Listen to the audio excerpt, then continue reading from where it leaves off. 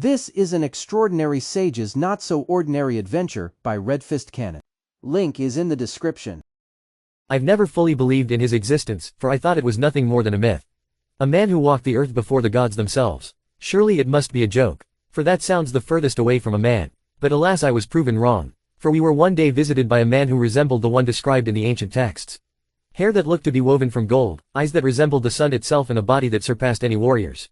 If that were not enough, the man had the audacity to empty our entire supply of flour. And for what else but his own personal meal? Preposterous. Inconceivable. And what even is this ramen he spoke so highly of? Testimony of a scribe of a rural Chinese village, 4900 BC from Tales of the Great Sage, by Professor Fujino Yasuhiro. There were virtually no creatures, apart from the oldest primordials, who could recall the age of shinobi, a period that preceded the golden age of humanity and succeeded the first age. The age of shinobi has long been considered the briefest era of world history, lasting only a few centuries as opposed to eons or millennia. It began with the sage of the sixth paths bestowing the gift of chakra onto humanity and ended with a mass extinction event triggered by Gaia. None but a few beings out there could remember the exact sequence of events, but rumor has it started with a war that engulfed the world and shook the continents.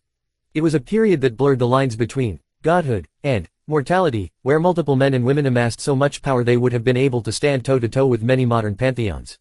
But among all these powerhouses, a lone being stood off from the rest of the earthly creatures.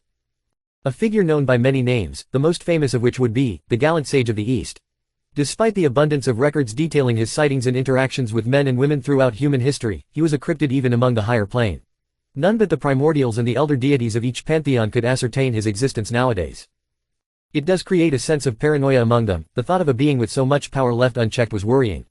Who knows what such a creature could be planning? What sort of evil machinations could they be concocting? Chiba Prefecture, Japan, spring of 2000. Slurp crunch crunch. Hey, Pops. Yeah, son. I'm bored. Wait, don't you dare. Hi, bored. I'm Dad. UGGHHHHHH. Slurp. A couple sat in a seiza position on top of a cliff overlooking the sea. Well, one was sitting, the other was writhing in what appeared to be physical pain on the ground. The tallest was a blond man, holding a hot ceramic bowl of ramen in his calloused hands and using chopsticks to inhale the noodles at an almost inhuman pace. His whiskered cheeks were puffed out while his eyes were closed in bliss, making the man resemble a fox. Despite his seemingly non-threatening appearance, his body spoke of a different matter entirely. As he knocked the bowl back to drink the still steaming broth, the shirt he was wearing hiked up, showing his toned abs decorated by red flame-like orange markings.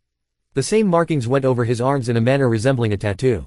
As he was done with his meal, the bowl disappeared in his left hand in a puff of smoke while a similar bowl appeared in his right hand, which the man proceeded to attack with the same vigor.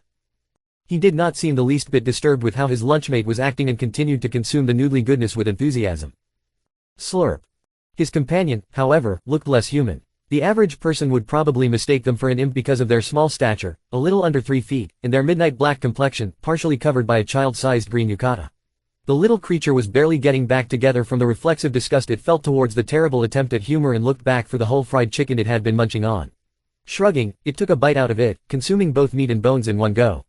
It then looked up at the one they called Pops, the large yellow dots that served as its eyes being filled with curiosity.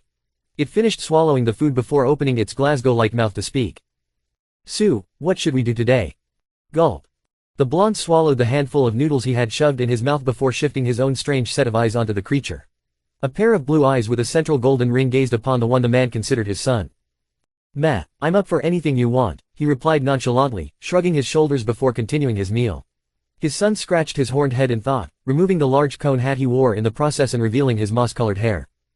The smaller male contemplated their next course of action. It has been a few decades since anything exciting happened in the world. Ever since the end of World War II, Asia did have a few skirmishes here and there that occupied the duo, but nothing as major as the Great War. He wouldn't complain about peace, as moderate as it was, because that seemed like something his own father yearned for. But he still wished for something to do. They had already been all over the world, traveling the 5 continents for millennia in search of adventure and great foodstuffs. However, the blonde had insisted on staying in the Far East for the last few centuries. Naruto and Uzumaki was strong, perhaps one of the strongest beings on the planet. There was little in the world that he felt apprehension towards.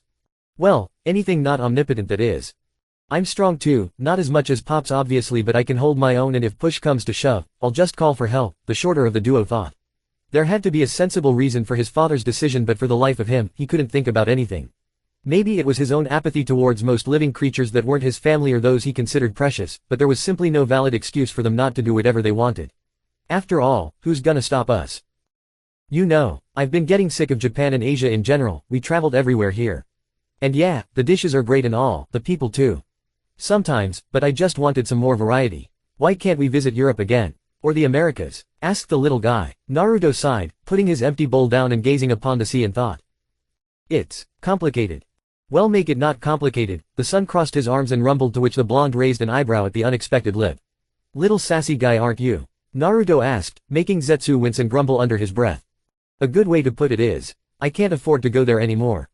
How? You're stronger than ever, Pops. The green-haired young man almost screamed in exasperation. That's just Zetsu. I'm too strong. Do you realize how threatened my very presence makes people feel? Let alone beings who can actually sense my power. The blonde explained and gestured widely. At Zetsu's incredulous gaze, he decided to elaborate. What do you think happens when someone unfamiliar with us meets either of us? The short man scratched his head. They'd, flee. Naruto shook his head. While that may be true for weak creatures like most humans and monsters, it's another story when it comes to deities or beings of a higher power, especially those with too much pride for their own good. Zetsu tilted his head as he listened to his father. Most of those beings would see me as a threat, regardless of my intentions. And what do you think they'd do if I entered their zones of influence? Let me prance around? He questioned his son, who nodded his head in understanding. No, they wouldn't. Many of them would start blasting before asking questions, regardless of where I was, Naruto continued. You've never truly experienced it because of your own ability to suppress yourself, but me. This is all I had to deal with for the first few thousand years of my life. If it wasn't that stupid Jade Emperor throwing his army at people like me or my siblings, I wouldn't have garnered any reputation here. The man yelled in irritation. But why stay here then? Why stay anywhere? Asked Zetsu. Because now, people know I'm not someone to mess around with. The Taoists and Hindus know to keep their distance, and the Shinto are alright with me. Amaterasu-chan made sure of that. Not to mention I have allies here. Don't forget your uncles in the Sage Realm. Zetsu nodded at the explanation, thinking deeply. It really makes sense when I think about it. Pops and Uncle Kurama alone are some of the top dogs out there, so there's really nothing to fear. Plus everyone in Asia sort of keeps their distance from us. Naruto had forged many friendships among the supernatural in the Asian continent, many of them strong enough to be considered a pantheonic threat like he himself was. He had a pull here that he lacked in the other parts of the globe, especially in the West. Zetsu heard and read a lot of bad things about the so-called gods dominating the Western Hemisphere. Be it Zeus' vindictiveness and paranoia, Odin's similar but more calculative personality, or even Ra's sheer sadism. But compared to their power base, there really wasn't anything the Western pantheons could pull that would catch them flat-footed. They simply had too much raw power to be challenged. But that doesn't mean either of the pantheons would be cowed into non-violence. They had too much pride and too little care for anything they considered below them. Naruto wasn't afraid to fight them, but any fight he might get into could become very destructive, damaging both the environment and the populations living in the region. Something that he, as a sage, cannot allow himself to do. But Zetsu found himself racking his brain for another argument. He didn't personally care as much as his father for any potential consequences their presence could cause, but he had thought up a way to prevent those scenarios, and he hoped Naruto would agree. I mean, we don't have to announce ourselves, you know. I could use air. You know, that, the little guy tried to convince his father. You mean the technique you've been working on? What did you call it? The man scratched his whiskered cheek in thought. Mole in plain sight, Zetsu spoke with a level of pride. The technique had been his pet project for quite a while, and one that could offer up a solution for their dilemma. It was a similar skill to the second Tsuchikage's dustless bewildering cover, which hid the user's presence and chakra completely from other shinobi. Zetsu initially wanted to take it a step further, and completely erase the user from everyone's radar, including, all-seeing, beings like the astral or sky deities of multiple pantheons.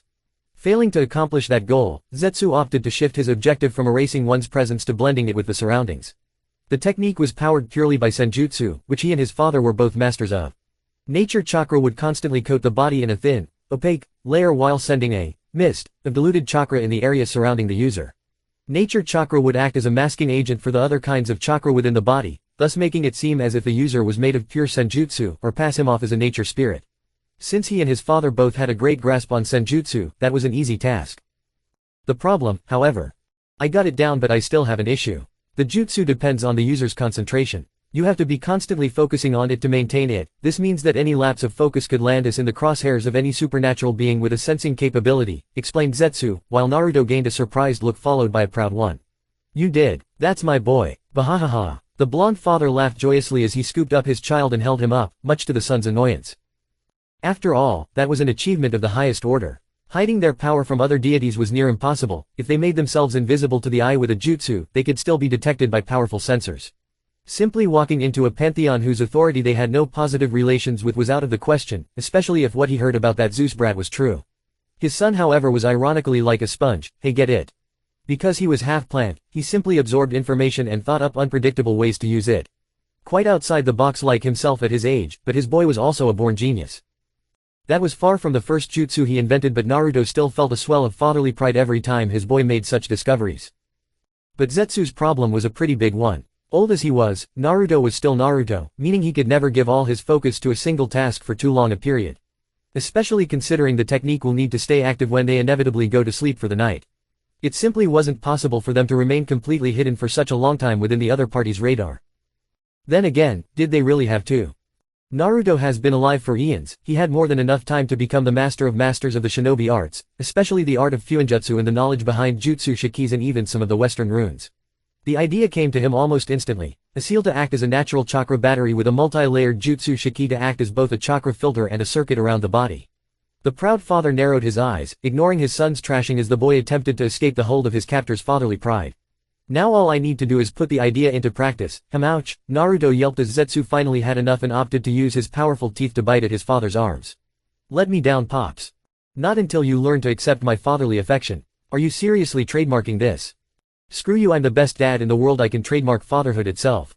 Besides, oh number. I wouldn't be much of a patent if I wasn't the best I could be. Get it? UGHHHHHHHHHHH. Chapter 2.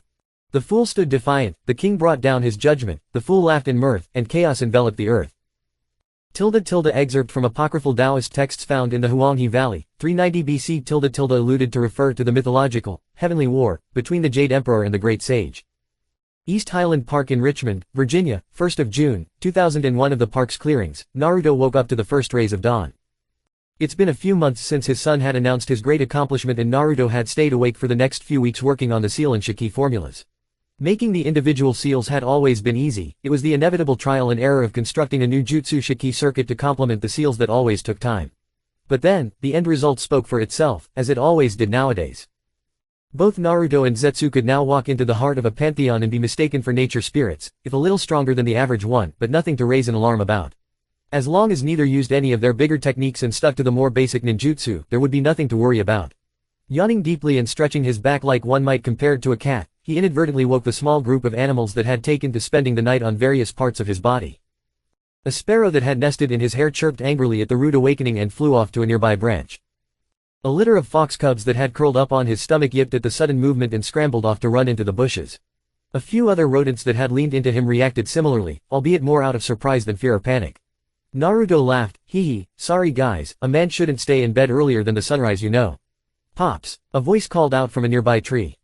The blonde turned from his position on the grass to see his son had woken up as well and was gripping one of the lower branches lazily, reminding him idly of a small chimp. Well, good morning my dear boy. How's it hanging? Naruto exclaimed jovially. Oh god, please don't start, it's too early for this. Zetsu felt himself go slack as his father waved him off. Nah, never too early for quality comedy. Ah, the little man groaned and let himself fall before ambling over to his father. Both of them had chosen to spend the night in the park, instead of a hotel like any sane person would. Both of them being sages made them feel more at home in a grassy field or a thick forest than in any five-star hotel. It had been something of a habit for both father and son to simply sleep where they found themselves at night, never worrying about shelter. So what's for today? I was thinking we could try the Chinese food here, it's different from the authentic stuff, Zetsu asked, looking up at his father. Huh, didn't you say you were getting sick of it? I got bored of the same flavors they used in China. Apparently the selection here uses a lot of local ingredients and even changes up the cooking recipes, so the result is pretty different, the little man said. Is that so? The blonde looked pensive before nodding to himself. Yup, Chinese breakfast food sounded good, they could always get ramen for lunch or just do some meat shopping since Zetsu was such a connoisseur. Yosh, let's go. Naruto crowed excitedly and started speed walking to the entrance of the park, all the while ignoring the looks he was getting from early joggers. Zetsu shook his little head. Even though his father was older than most things on the planet, he still acted the same hyperactive way even after the millennia they spent together. Later on, they happened upon one of the more popular food chain restaurants and much to the bafflement of the waiting staff proceeded to order two of everything on the menu. When their orders arrived, both analyzed the platters with a critical eye, unwittingly making their waiters sweat, before each picked up a fried wonton and threw it in their mouths. Munch munch. On that day, Naruto and Zetsu and Uzumaki solemnly swore never to touch Chinese American cuisine again. The day passed pretty quickly for the duo of tourists. There wasn't much to do in Richmond that would interest them. That, and both were still pretty upset about their breakfast. While the food had tasted good enough, the problem lay in the label. You cannot simply fry half the ingredients then call it Chinese. Since when do Chinese recipes include so much oil? And don't even get me started on the flavor. Sugar and salt are not fucking seasonings. You don't just drown your chicken in it. Naruto ranted bitterly. So he had a refined palate. Sue him. He's been alive for longer than these recipes have existed. He practically invented some of these. He had half a mind to barge into the kitchen and give the cooks a piece of his mind, but Zetsu, bless his soul, seemed to know his father's train of thought and convinced him against it. The cooks weren't at fault, it was whoever's sorry excuse for an entrepreneur who thought that making a quick buck was worth practically scamming people out. Nevertheless, the blonde calmed himself and put the entire thing behind him. He needed to focus on the future. There were so many more towns to visit. So much food to eat and so much fun to be had. He and his boy were going to bond. The son in question had shifted his appearance into that of a small blonde and blue-eyed child. He tried going for the most inconspicuous look he could get, which would logically be one that resembled his dad. It made Naruto blush at the wholesome sight. He needed to immortalize this image. The father hurriedly took his camera and hollered at his son to stand in front of a random landmark they passed by. He wanted to take pictures of his adorable son. As Naruto proceeded to barrage a reluctant Zetsu with pictures taken at different angles, he was unaware of the wary looks he was receiving from the onlookers. The man was decked out in dark green cargo shorts and an open kimono shirt with a swirl design, over a white t-shirt with the words, "No ramen no life," written in bold orange text. He looked like what one might expect the stereotypical tourist to dress like, and that image was further amplified by the straw hat and blue-tinted round sunglasses he favored. But what seemed like the cherry on top of the entire, frankly embarrassing, ensemble was the footwear. Naruto was wearing Crocs and felt absolutely no shame for it. Zetsu insisted on keeping his head down in shame at his father's horrifying fashion sense, despite the latter's incessant demands to give him a winning smile. The photo session finished as quickly as it started, and the dad continued dragging his son through the city, even opting to carry him on his shoulders as one would do to a toddler. Zetsu hated that he kind of liked being babied and doted on by Naruto. As annoying as the man was sometimes, with his antics and god-awful dad jokes, Zetsu still very much loved his father and the attention he received from him. He could understand slightly where his dad was coming from, having been told bits and pieces of the blonde's past through some of his more loose-lipped uncles. Naruto never liked talking about his past, but the way he handled all the tragedies he suffered as a mortal and translated them to a titanic amount of love for his precious people spoke well of his character. The blonde created him thousands of years ago. The green-haired youth was born from Naruto's will and would have happily served his creator as a tool to be used and discarded. That was how much loyalty Zetsu had in him since he came into the world. It was an instinct that he later learned was also present in his predecessor, the first Zetsu created from Otsutsuki Kagaya's own will. However, unlike that wretched woman, his father had gone through the length of not only seeing him as his progeny but also giving him the childhood that the elder Uzumaki never got. Be it carrying him like a toddler everywhere in his first few years, or celebrating every birthday as a family, Naruto never hesitated to shower his son with love and care. He satisfied his childish curiosity and did everything in his power to support the younger male's dreams and desires. That was one of the many reasons the blonde would always be the most respected figure in Zetsu's heart. It was also the reason he took upon himself an oath, to never end up like the first Zetsu. He never wanted to cause his family pain or stray from the moral path laid down by his father. Zetsu would always be by his father's side, even with the latter's embarrassing antics.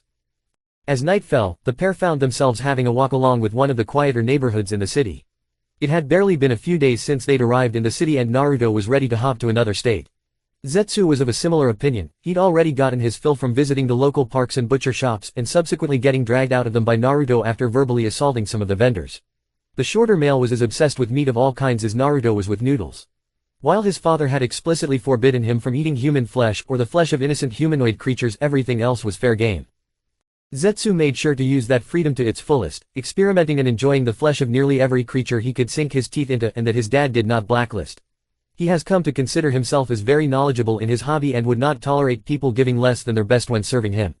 Which was demonstrated through the metaphorical roast he delivered upon some of the vendors that did not give him a satisfying deal. The other customers had edged away from the tiny child, who brought grown men to tears with his words, which had caused Naruto to make a tactical exit every time. While Zetsu was silently contemplating the day he spent, Naruto simply closed his eyes and let his senses sweep over the entire district. He did not even need to use sage mode. His senses had become very sharp over time, to the degree where he could map out his surroundings in his mind. It was always an interesting experience for him, to simply let his spirit wander over the area around him. It served both as a means of staying alert, and stress-relieving practice. The distinct sounds of bestial growling and startling human shouts suddenly assaulted his ears. His eyes snapped open as his body tensed in response, something that did not go unnoticed by Zetsu. Before the younger Uzumaki could ask, the blonde blurred out from sight in a burst of speed. An image of the scene had already formed within his mind's eye and he had to react accordingly. While a body flicker would have been faster, the sage still had to maintain his cover. Naruto ran at subsonic speeds before jumping and bouncing off the walls of nearby buildings. He ran the entire distance in less than a few seconds before he found himself soaring over the scene of trouble. Two abnormally big black wolves, each about the size of a sedan, had cornered what looked like two young teenagers and a child to the back wall of the alley. The blonde did not bother observing the obvious victims. He landed on the wall above the three in a crouch, before rocketing at tremendous speeds towards the two large canines. To any onlookers, the movement would have been nigh instantaneous. A yellow blur suddenly passed by the animals before the two exploded into golden dust. The man landed in a crouch, arms crossed over his chest and hands drawn out in a chopping motion. He stood up, put his hands on his hips, and cracked his neck to the side before turning towards the three kids. The oldest teenager, a lanky blonde-haired youth dressed in a t-shirt and a pair of torn jeans, held what looked like a bronze golf club in front of him in a threatening manner. Although from the expression on his face, he was still recovering from the shock of the sudden rescue. The same could be said for his older female companion, a young black-haired lass in a punk ensemble who held a bronze spear up in front of her. One of her hands held the shoulder of the last of the trio, a little blonde girl of about 7 years who, while hiding behind the leg of the black-haired teenager, still grasped a small hammer tightly in her hand. Naruto's fatherly instincts flared up immediately at the scene. The three didn't look injured, a little roughed up from running probably, but nothing to be alarmed about. However, being the caring person that he was, the sage had to make sure the three were doing well. So, putting on his best foxy grin and raising a hand in greeting, he tried to disarm the situation and calm them down the best way he knew how to. "Hey kids, a bit of a rough night we have, ain't it?" he asked, and could almost hear the groan of disappointment from an approaching Zetsu. The two teens still looked wary, even if the Ravenet cringed in response before a tiny giggle erupted from the little girl. Naruto's grin only widened. "Oh. Is that some appreciative laughter I hear? Huh. Finally, someone who appreciates my perfect talent." The little blonde only giggled harder, eventually infecting both teenagers with her childlike mirth and letting their guard drop a little. "Who are you?" asked the lanky blonde, still holding up the golf club, but in a more relaxed manner. Naruto closed his eyes and tilted his head. "Isn't it more polite to introduce yourself before asking others?" The boy narrowed his eyes in suspicion. "HMPH. Fine, I'm Luke," the boy huffed before gesturing to his two companions. "This is Talia and the kid is Annabeth." He was swiftly elbowed by Talia, who proceeded to admonish him. "Luke. Don't just give our names to a stranger. You saw what he did. He could be a monster." Her shout prompted an offended look to appear on Naruto's face. "Oi oi oi, monster. I ain't no monster girly. Do I look like a monster? Name's Naruto. I'm just a guy who can punch stuff real good," he exclaimed while waving his hands in protest. "Don't screw with me. No mortal could do what you did." Talia refused to back down and held up her spear threateningly. "Mortal, monster," thought Naruto, registering her accusation before realizing, "Oh, if I focus a little I can faintly see these kids' connections. They're probably demigods." The connections he was talking about were the faint bridges of energy that link the trio to separate domains. Those connections would usually be barely visible for demigods, as they did not have the same amount of control over the domains that their godly parents had. He thought over his next course of actions. He couldn't very well come out and admit his real identity, so he settled on what he and Zetsu discussed. Well, you got me. I'm not normal. I'm what you would call a clear-sighted mortal. I trained very hard to become strong. So I couldn't let these bad dogs hurt you, kids. If I was a monster, we wouldn't be having this discussion right now." Talia frowned before huddling with Luke to discuss Naruto's words quietly. While that was happening, Zetsu finally made his appearance, having shifted his body to look like a teenage version of Naruto, albeit leaner and dressed in a less ridiculous manner.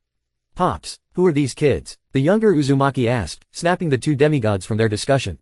The youngest blonde had taken to hiding behind them and poked her head out to look at the newcomer. We're the same age. And who are you?" the Ravenet questioned. "Oh." Naruto grabbed his son by the shoulder and gestured toward him proudly, uncaring of the younger Uzumaki's annoyance at the action. "This is Zetsu, my son. He likes grilled meat and gardening. Ain't he a handsome fella?" he almost shouted in glee, as he did every time he introduced his little boy. Zetsu grumbled under his breath, saying something along the lines of, "I could have just introduced myself," before looking at the three kids in front of him. Looking at the scene and the pure expression of happiness on the older blonde's face, the older demigods felt their worries ebb away. For some reason, they could not help but trust the elder blonde. He simply had an air of warmth around him that compelled them to let their guard down. The youngest girl strode forward, while Talia led her, not bothering to call her back but still watching the man with a wary eye. The child stood in front of Zetsu and gave him a toothy smile in greeting. "I'm Annabeth. I like books and architecture." "Nice to meet you, Zetsu and Mr. Naruto." Her gray eyes looked up at the man. Naruto grinned and Zetsu tensed in dread. You are Sue getting adopted. The sage thought in glee. Chapter 3. The Jade Emperor kneeled from exhaustion, his features marred with sweat, grime, and ichor. His once pristine robes were barely held up at the seams and his red hair, once expertly coiffed, was singed and messy. But the most problematic injury seemed to be on his forehead, which was grasped tightly by his left hand as ichor escaped through his fingers. His opponent walked towards him with a steady gait, hefting an obsidian-colored bow staff on his shoulder. The large man stopped before the kneeling redhead, and the latter needn't look up to see the man's cold expression. It is saddening that it had to come to this, the man spoke looking down at the kneeling deity who only chuckled mirthlessly. Saddening. Please, spare me those false platitudes. It would have always come to this. The Jade Emperor snarled. Would it? I have offered you my hand in friendship many a time. If you had tried letting go of your useless pride, then we could have lived side by side as allies. The man's tone was a contrasting calm to the Emperor's rising ire. Side by side, with humanity, with demons, you dare imply our kind would ever stoop so low as to consider you our equals? The deity's face had started to purple in rage. The sage simply smiled pityingly at the fuming man, inadvertently causing his anger to boil even more. Immortality is a privilege. The power you hold is a privilege. Only our kind should have access to it. How dare you besmirch our land with your very existence? The red-haired emperor finally lost it and removed the hand he held to his face, showing a healed third eye. The organ that allowed him almost complete control over the natural forces of the universe. In response, the sage shifted the staff into a mala bead bracelet and clasped his hands in prayer in front of him, eyes closed. Jade Emperor. No, Okwang, there is one thing you and these other gods never seem to understand. The sage opened his eyes, as a grim smile slowly bloomed on his face and his power spiked in response to the deity's own. And that is a creature's infinite potential for evolution. Thus, their battle resumed once more.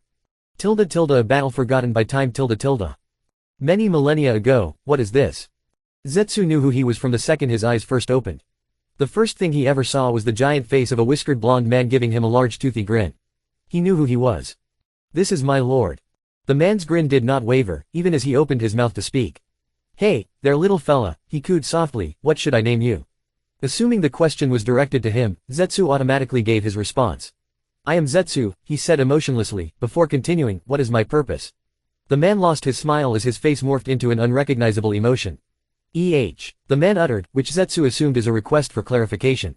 My lord, what is my life's purpose? The newborn intoned. The man staggered, still holding the little boy. What? Purpose? What do you mean, boyo? Why are you asking me? Shouldn't you know? Should I? You are my creator, I shall thus serve you to the best of my ability, Zetsu answered simply as if speaking about the weather. Why you? Zetsu-chan. No, that's not I. The man seemed confused, he wasn't making an entire and concise sentence. Did I do something wrong? The boy asked innocently and the man finally snapped out of his stupor, he looked at him and muttered something inaudible under his breath. The silence between them stretched for a long time as the man gazed at him, although his eyes were distant as if he was lost in thought. Finally coming out of his stupor, the man frowned before his expression shifted into a gentle one. His voice was but a whisper yet his words were heavy. Zetsu-chan, you are my son. The blonde man then held Zetsu above and turned him around. Zetsu finally saw where they were. His vision was filled with pink as he saw the forest of cherry blossoms they stood in the middle of. The newborn was momentarily taken aback by the beauty of it all, so much so that his eyes involuntarily watered. I am your father, the man said kindly yet firmly. If there was any way to describe it, Zetsu would say his soul suddenly felt lighter, although he had no idea why. This beautiful world is yours to explore and to frolic in. Grow up to be healthy, strong, and happy, but most importantly Zetsu-chan. The young Uzumaki was hooked on his father's every word. Your purpose is whatever you decide it to be, these words would remain etched into the newborn's soul for the rest of eternity. Bull Run Regional Park in Manassas, Virginia, 7th of June, 2000, Zetsu. Zetsu. The annoying voice of his father brought him out of the memory. What pops? What is it? He snapped at the man. The sage pouted like a child before looking at the blonde girl he was carrying on his shoulders. See Annie, see how my son is so mean to me. He dramatically wept, making the little girl giggle at his antics. His pops was so immature sometimes. Annabeth patted his father on the head like one would a horse before turning to him. Zetsu. Don't be a jerk to Mr. Naruto. His father mouthed the same words to him, furthering the boy's annoyance. His father was a child. An immature little child. Whatever. What do you want, Pops? The man frowned. We'll have to discuss that lip of yours later. Before the son could retort, the man continued, but. Little Annie here asked you a question. You gotta stop daydreaming like that, my boy. Zetsu huffed in annoyance before turning to the girl. He waited expectantly. Well, he finally asked her and she blushed in embarrassment. Oh yeah, I wanted to ask what you wanted to be. You know, like when you graduate school and stuff. Wait, why aren't you in school? Are you skipping? Zetsu held his head at the barrage of questions. Goddammit, this was supposed to be a relaxing vacation. Hell, why did his pops insist on taking these kids with them? They were demigods, as in related to the very beings Naruto claimed he wanted to avoid. Zetsu internally screamed in frustration. This was why he sometimes hated his father's good nature. Ahead of the trio, the two elder demigods were having their own hushed discussion. Are you sure you can trust them with Annie? Talia asked her companion with a frown. She didn't like the thought of leaving her surrogate little sister in the stranger's hands. Even if it had been a full week since they all met. I don't, but we have to play it cool, Luke answered before adding, and while I think it's still too early to trust them, they haven't shown themselves to have any ill intentions or monsters in disguise. You mean besides the ridiculous strength they seem to have? The raven-haired girl responded sarcastically. She didn't buy that bullshit about Mr. Whiskers being a black belt in multiple martial arts or his son being a prodigy. Black belts don't just punch through Cyclops. Did they? The group had come across several monsters in their journey, all of which were very easily dispatched. If not by the Uzumakis, then by the elder demigods. But that wasn't the problem, however. The issue came with how both father and son were obviously hiding something. She couldn't help being suspicious. From pretending to be awed by how tough punching a hellhound's head clean off was, to how coincidental their first meeting had been. It all pointed to interference from their godly family, and neither Talia nor Luke liked it. Both had suffered enough at the hand of the so-called benevolent Olympians. Luke lost his only family to a curse-induced madness, and Talia lost her younger brother to her mother's selfishness and her father's rashness. Yeah, no, both demigods simply wanted to get to Camp Half-Blood to have a safe haven against monsters. That, and maybe get to know other demigods. Misery loves company after all. But getting back on topic, the point was, Naruto and Zetsu were shady. Apparently, both were Japanese tourists on a vacation tour in the US. Which was surprising with how well they spoke English. No accent, no dragged sentences, nothing. It was like talking with any other American. Another surprising fact was how weird their dynamic was. Talia had no idea of how a functional family should act beyond what she'd seen on TV or in books. But their own family seemed like a stable one, and at the same time, not so much. Mr. Whiskers for one acted more like the actual son of the pair. He was childish, happy-go-lucky, and made it a habit to constantly annoy his son with awful dad jokes. At least Annie seemed to like them. Hell, she seemed to have grown attached to the man pretty fast, going as far as to act like an average little girl around him. Talia wasn't sure she liked that. Sure, children usually could be instinctually observant about a person's true character, but the way Annie just latched onto the man worried her. And no, she wasn't jealous. Anyone that says otherwise would meet the sharp end of her spear.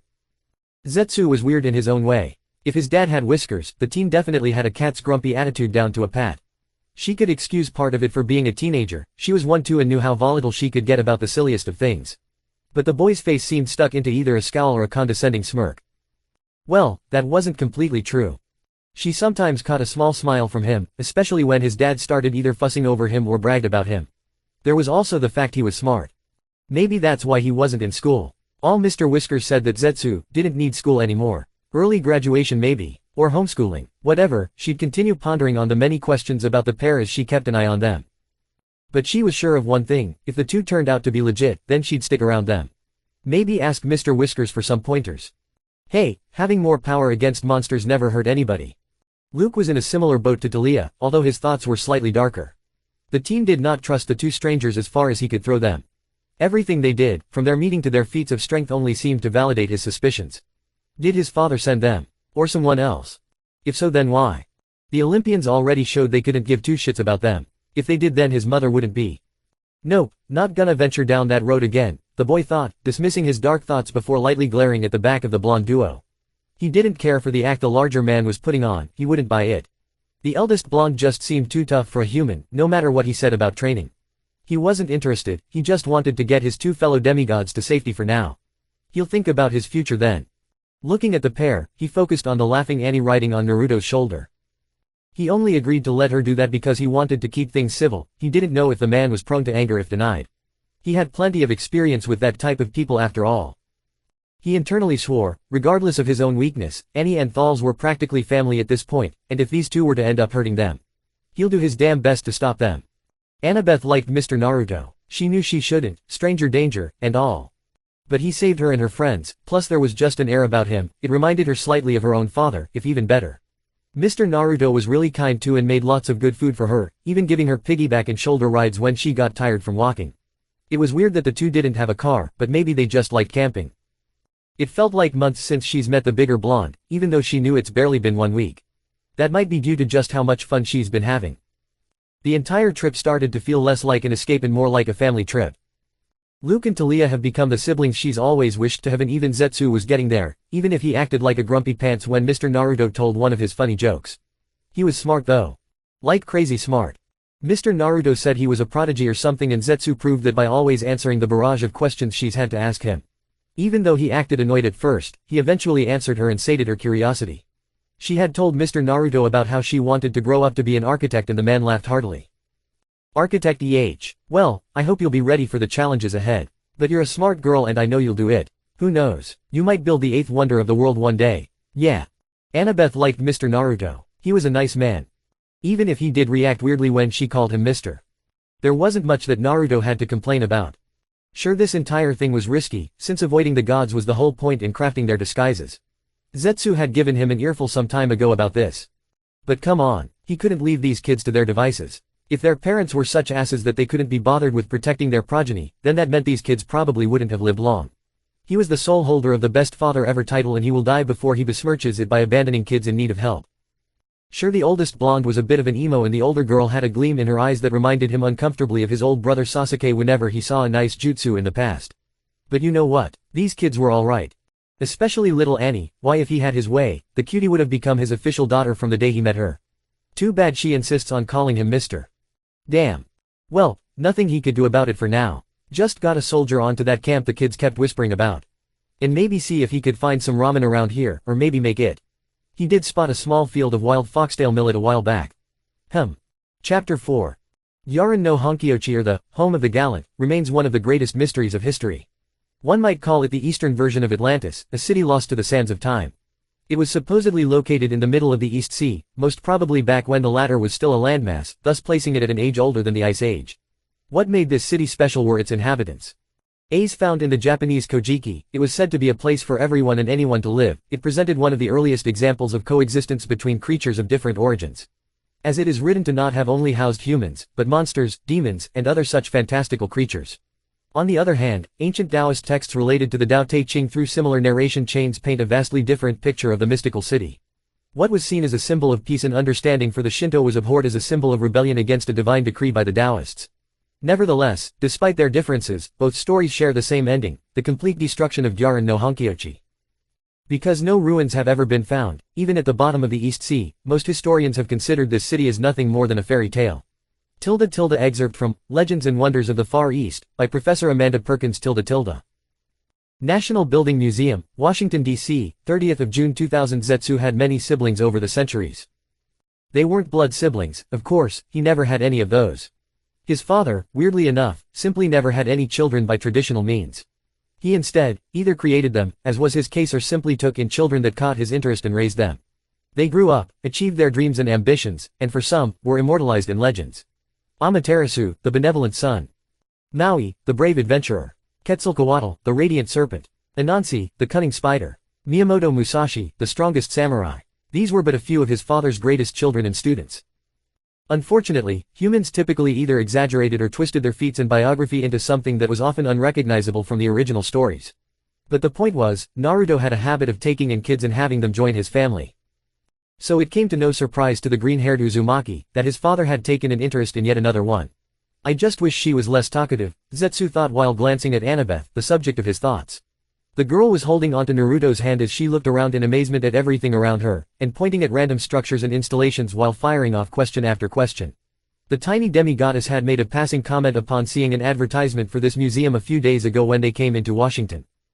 Upon hearing her wish, his pops had proceeded to reserve an expensive suite at one of the best hotels in the city, much to the amazement of Talia and Luke. Where did he get the money for it? Well, you tend to gather a substantial amount of riches once immortality truly sets in.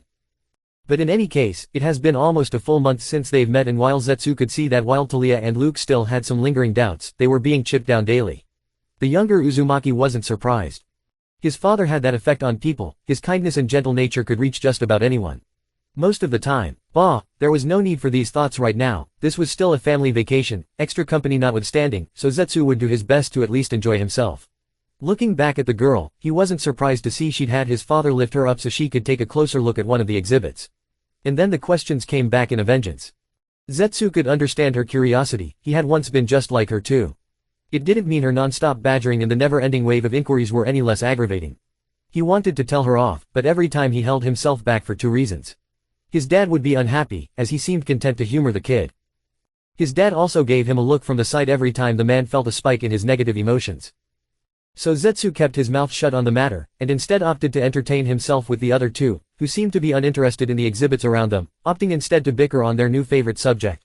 Pokemon. Naruto had the bright idea to introduce the two teens to pop culture through a couple of Game Boys he had in his bag, some old games he carried for him and Zetsu to play, and a few older mangas that he had discreetly unsealed. As expected with many in their age group, Luke and Talia took to video games like fish to water.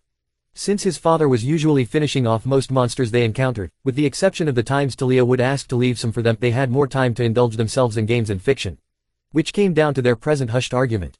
I'm telling you Thals, Squirtle is the best starter. Luke had his arms crossed and a steely glare directed at the demigoddess. And I'm telling you, Luke, that only an idiot would pick Squirtle over Charmander. Talia, even the Spitfire, responded back with more heat. Squirtle breezes through the first two gyms, it gives you the best running start. Yeah, up until you get to mid-game and the fights start taking forever. Charmander might take a while to get used to, but that's only for bad players, Talia argued, her stormy eyes almost shining in frustration. Remind me again who has the most badges. Luke smugly replied. You. Talia stammered, blushing in embarrassment before she crossed her arms, and turned her head away to pout. Charmander's a dragon, dragons are cooler than turtles, enough said. She said, and how is this gonna help your gameplay? Squirtle at least gets the better evolution, Luke doubled down on her. Are you sure you've been playing the same game? The Ravenet snapped back. Bulbasaur, a voice interjected, making both teens whip their heads to its source. What? The answer came out of left field, so the two demigods were understandably aghast. I know what I said. Bulbasaur stomps all. Zetsu crossed his arms, with a smirk so condescending it wouldn't have been out of place on an Uchiha. The hell it does. The two teens spoke in tandem before turning to each other with fire in their eyes. Stop copying me. They spoke again, this time grabbing each other threateningly, while Zetsu watched in amusement. Stop it. Damn it. The two butted heads, and it looked like it was rapidly escalating towards a brawl. Zetsu didn't seem to care though. Hell, he wanted to see some chaos. His lips twitched into a rare smile, a genuine one, at the almost sibling-like moment. Hey, now to see if he could fan the flames more, they might get kicked out and finally do something fun. Oi. Zetsu froze at the word, he didn't dare turn because he knew the beast was behind him. The two arguing teens had a similar reaction, with Luke having a tight grip on Talia's forearms while she rammed the top of her head into his torso in an attempt to push him back. All three gulped and turned to the sight of the elder Uzumaki, with an oblivious Annabeth standing next to him and still looking around. His voice wasn't loud, his eyes were closed, and a gentle smile was plastered on his face. Yet the sheer monstrous aura he exhibited showed the exact opposite of calmness. Luke and Talia had switched to holding onto each other for dear life while Zetsu unashamedly ran back behind them and hid. He wasn't above throwing people under the bus. Or in this case, the 18-wheeler that was his father when annoyed. Are you three trying to get us kicked out? He asked, smile still in place, although his question drew shivers down the troublemaker's spine. "Bu," Talia tried to say. Pop. The man shushed her, come on guys. I believe we're still in a museum, let's all have some common decency. He said with a straight face. Annabeth looked up at him confused. The other three looked at each other, with Talia and Luke gaining cherry-like complexions, and Zetsu peeking out, his face stony. Really Pops. Now. The younger Uzumaki threw a disgusted look at his father, who flashed him a grin. Hey, don't pokey at my groove here. Zetsu groaned, while the two teens snapped out of their embarrassment, and snorted. Ew, who even says groove anymore? Talia asked with a smirk. Old men, that's who, Luke fired off with an equal amount of sass. While they didn't believe the man and his son were telling them everything, a month of traveling together had gone a long way in making them more comfortable around him. Naruto grabbed his chest, acting like he was shot. Annie, save me from the mean kids. The grown man crouched down behind the girl and used her as a makeshift shield. The youngest demi-goddess laughed in merriment at the group's antics. Olympus, Athena's temple. Athena narrowed her eyes, the twin pools of gray shined as millions of thoughts, ideas, and plans formed in her mind. Her hands blurred at superhuman speeds, taking down notes and organizing the mountains of documents she was reading through. There wasn't anything special about that, it was simply standard behavior for her within the confines of her own temple. In an effort to cope with the insane speed her mind worked at, she had developed a peculiar habit over the last few thousands of years of her existence. If anything caught her interest, no matter how small, she would mobilize that same speed to craft an unearthly detailed analysis of her target. Her latest target, in particular, was something she rarely encountered, an unknown variable. She had sensed him through her own daughter, a stranger, and his son, who appeared out of thin air and saved Annabeth and her friends. While Athena was grateful for the heroic act and would have likely left it at that, if not even blessed them for making her little Annabeth smile and laugh so much, she had instead witnessed, from the times she kept an eye on her daughter, the man and his son display an abnormal amount of strength over the past month. How very curious. She had thought the two to be demigods, or a demigod and a legacy, based on battle prowess alone, but that theory had been dispelled the second she had gotten a feel of their energy. While she might not be as good of a censor as her sister, she could still proudly say that distinguishing a demigod among mortals was an easy feat. That was not the case here, however. The energy felt more akin to that of a nature spirit, a little more potent than that of a nymph or a satyr's. But that wasn't enough to raise any alarms. It was instead, the fact that both father and son were definitely male, and lacked a goat's distinct lower body, which in turn made them an outlier to both species she had initially thought of, and that detail made her so much more invested in their cases. After hearing their stories, a quick search on the Japanese census, surprisingly enough, showed information in line with what they revealed. Naruto and Uzumaki and Zetsu and Uzumaki, with no mention of a mother, curiously enough were two Japanese citizens who came to the US on a travel visa. While the father was an ex-member of the JGSDF-1 and now a humble ramen cook, a waste of talents if you were to ask her, it was the son's biography that made her raise an eyebrow. A high school graduate at the young age of 15. A prodigy in both sports and academics. How very odd, she was honestly intrigued. While there always was the occasional child genius, rare were those with an aptitude for both the mental and the physical work. But then again, if the Shinto were anything like them in that regard, then she could not dismiss the possibility of fraudulent information. Missed manipulation and all. What was their purpose here? Are they related to the Shinto? Servants, yokai, scouts. The piling amount of questions and the uncertainty of it all bothered the goddess of wisdom. She especially was not proud of the lack of information she had about the more elusive gods of the Japanese peninsula. Bringing up the piles of books and papers she had on the subject, she was saddened to see the disparity between them and the literal mountains of different literary works she possessed on Western civilization. The gods of the East were different from them. They never had to adapt like the Greeks, Norse, or Egyptians to the modern world, by spreading their influence through demigods and subtly directing the progress of humanity in a manner that benefited both their respective domains and the well-being of mortals. They never had to work to spread their stories and to prevent themselves from fading. The Shinto, Taoists, and Hindus have retained a large part of their influence over the millennia. The Hindus, especially, have become ridiculously powerful due to the number of followers they had, so much so that the very notion of a war with them was tantamount to suicide in Athena's opinion. It was almost laughable. The only way they would have a chance at survival if beings like the Trimurti decided to step up to them, is in the unlikely case Zeus, Odin, and Ra managed to put their egos aside and form a temporary alliance between their respective pantheons. Something that won't happen anytime soon, mused the goddess as her eyes roamed over the documents. As for the Taoists and Shinto, while their number of followers had noticeably decreased, many of their old shrines were still being used and many of their practices and traditions were maintained. Unfortunately, both of those parties had a rivalry going on that goes back thousands of years. This conflict had apparently started long before the Shinto chief goddess, Amaterasu Omikami, had earned her place at the top of her pantheon. The mysterious, heavenly war, was the trigger for it, and it was an event many scholars, god or mortal, wished to uncover more about. The two sides kept it under wraps, and all she had to go off of are apocryphal texts and unsettling rumors about it. The lack of valuable and concrete data only made ugly feelings of frustration bubble up in the goddess's being. She had many questions, many worries to be addressed, but could not do anything, both because of the ancient laws and because she simply could not risk an interpantheonic war. Especially one with the Shinto. What they lacked in numbers to oppose the Greeks they more than made up in individual strength.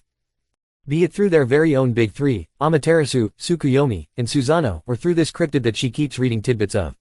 A man rumored to have stood toe-to-toe with the Jade Emperor, one of the strongest beings even amongst the gods. As ridiculous as the last notion sounded, she could not help the gnawing feeling that there was more to this story. If in any way, it ended up being real, then that would mean the Olympians would have to face at least a pantheonic threat, and that wasn't a scenario she wanted to plan for. It all hinged on the question, just who was the gallant sage of the East? A question for another time, thought the goddess, hearing a chime from her office clock, and decided to move over to her other duties for now. She made a mental note to talk to her sister. Hopefully, Artemis can feel the two strangers out and give her a more accurate assessment of their threat level. She could not act rashly, nor illogically. After all, she is Pallas Athena, the goddess of wisdom, warfare, and battle strategy. She would not fail. Chapter 5. Pops, what's that? Zetsu, now a few years old, tugged on his father's hair as he sat perched on his shoulders. That my dear boy is a baby, Naruto responded matter-of-factly. There was indeed a baby in the blonde's arms, and quite the odd one at that. Do all humans glow like that? The green-haired child asked. No, Zetsu-chan, they do not, the blonde nodded, very sure of himself. She's also very hot to the touch, he also noted, feeling a surprising amount of heat through his palms. The baby in question was quite the cute one, with a small pudgy face adorned with a small tuft of raven black hair. Her eyes were wide open and observing the sage curiously. Naruto himself was mesmerized by the beauty of her eyes, a pair of shining violets that could be compared to amethysts. Zetsu looked down at her with similar fascination, as this was the first human-like baby he'd ever seen. What is she then? He asked the obvious question, and Naruto, for one, was stumped. The sage had found the baby on the top of the Sunlight Mountain, one named by the locals for the fact it was perpetually bathed by sunlight throughout the year. The little one had been crying her lungs out for hours before Naruto happened upon her.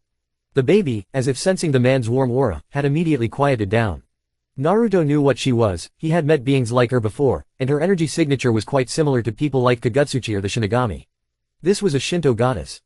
Well, that posed an issue. He still wanted some peace, for now, to see Zetsu grow up and explore more of Yamato and the surrounding regions with his little boy. He did not want to involve himself in some petty plot. The baby whimpered as if sensing the man's hesitance. The decision was almost instinctive. Ah, screw it. He'd just have to adjust his plan to fit an extra passenger. As he looked once again at the little girl, he raised her up so she was at eye level with Zetsu. The babe reached out with her small arms, curiously making grabbing motions towards the short immortal. Naruto gave his son his answer. She's your new sister, he said with a smile while Zetsu titled his head in confusion. Zetsu-chan, meet Amaterasu-chan, the father said softly. Everything about her reminded him of his late best friend's technique. Flames as black as her hair, ones that could provide both warmth or burn anything to nothingness. This little one had a lot of potential. He could feel it. The baby, who had been silent up until that point, started babbling excitedly and reaching out for Naruto's face. Naruto smiled and let the girl pat his whiskered cheeks. His family was growing. When the sun met the sage. Tuckahoe State Park, Maryland, 23rd of July 2000. Artemis overlooked the diligent and coordinated work of her huntresses. The young ladies, clad in the hunt's signature silver parkas, were setting up camp for the night. They were divided into groups of 3 to hoist the tents, prepare the fire pit, and skin their bounty for the night. The goddess of the hunt smiled warmly at the sight of her girls. They've been working hard lately, she thought, pondering on how to reward them for their perseverance. Maybe I could ask Aunt Hestia for a batch of her cookies. She almost salivated at the thought. Mine lady, a voice interrupted her musings, as she looked to the side, spotting a kneeling young woman. Her lieutenant, sister-in-arms, and best friend, Zoe Nightshade, had her head bowed. Her braided hair was adorned with a silver circlet that glowed in the moonlight. What is it, Zoe? Artemis asked. I never mean to question thy judgment, yet thou knowest this entire trip was behoveful. The dusky-skinned huntress did not rise from her bow. Artemis cocked an eyebrow but felt no offense at Zoe's question. Rather, she was more miffed with the fact the nymph still acted so professional with her even thousands of years into their friendship. And yes, the Shakespeare speech was not helping matters. Well, it's both a favor for my sister and an opportunity to test these mortals. They have 2 young maidens in their group, last I heard, the goddess answered. Zoe blinked up at her in surprise, before her coal-black eyes narrowed in anger. Are they hurting them? She hissed out. This time, Artemis narrowed her eyes in thought. From what I've seen from my chariot, it doesn't look like it. If anything, it's the very opposite. How so? Now it was the nymph's turn to be surprised. The goddess proceeded to explain to her how she had occasionally watched over the group at night as they journeyed through the East Coast. She'd seen how the only adult in the group guided them and helped them build a makeshift campsite for the nights they spent in the wilderness. She'd also gotten a faint feel of his and his son's energy. The blonde man was indeed a strange one, as Athena had said. It's like looking at a satyr without goat legs, the goddess explained as best as she could. He just has that feel to him. And thou art positive he's not dangerous? Asked Zoe skeptically. That's what I intend to find out tonight, the goddess answered simply. Making camp in this particular park tonight hadn't been a coincidence. From her vantage point on her chariot, Artemis had seen and heard many of the group's interactions, including their destination. While they obviously did not know where Camp Half-Blood was, they knew it was somewhere along the East Coast. Thus she had predicted their route and made sure to meet them at her leisure. Both to see if she could get 2 huntresses out of it and to scrutinize the males, and if necessary, either kill them or turn them into jackalopes. Decisions. Naruto led the group into the park. Over the last month, he had been able to sense more than one pair of eyes watching them, following their movements. However, the observers never made any aggressive move, so he held his hand and silently accepted Zetsu's constant, I told you so, Damn, why did his son have to be so petty? Yes, he took in a gaggle of demigods, and yes, he might have unwillingly attracted the attention of the Greek gods, thus making their mission many times more difficult, but you know what? No, he had nothing. Zetsu was right to be mad, but that didn't mean he could hate on the kids for it, their victims here. His boy was not as empathetic as he was, and unfortunately, that seemed to be something innate to him. Zetsu just didn't care enough about a lot of things, living or not, that wasn't immediate family. Oh sure, he could warm up to people, but that usually took years. The 3 demigods trudged behind him, as he continued to lead them in the direction of whoever was observing them. It wasn't like he was changing the direction of his travels, camping in that park had been within his plans since he entered the state and heard of it. On the contrary, going somewhere else would have alerted their spectators to his or Zetsu's sensing ability. He couldn't afford to screw this up more than he did, he was sure his son was at the tip of his rope with him. This is so troublesome, the man thought, unknowingly channeling his inner Shikamaru. Being the best father ever was hard work. He had to set an example, as well as make sure his kids were happy. Over the years he'd come to find that, more often than not, these two things tended to be mutually exclusive. Snap. Much like an alert deer, Naruto snapped out of his thoughts and perked up at the sound of rustling bushes around the group. Zetsu stopped next to him while Talia and Luke had already taken defensive positions around Annabeth. The little blonde tried to make herself look bigger by puffing her chest up and holding up a bronze dagger given to her by Luke. Oh, that's adorable, the sage internally cooed at the little girl trying to look intimidating, and he fought the urge to take her picture. Before he could do that, however, about a dozen young girls wearing silver parkas and wielding hunting bows peeked out from the trees with the weapons trained on the group. A cloaked girl with chestnut-colored hair and hypnotizing silver eyes was at the head of the group. To anyone else, it would look like a group of young adolescents being led by a girl their own age, if not younger. "Halt, mortals," the girl's voice was cold and commanding. Naruto was about to greet them, but before he could get a word in edgewise, someone beat him to the punch. "Huh, who are you?" Talia quickly trained her spear on the brunette.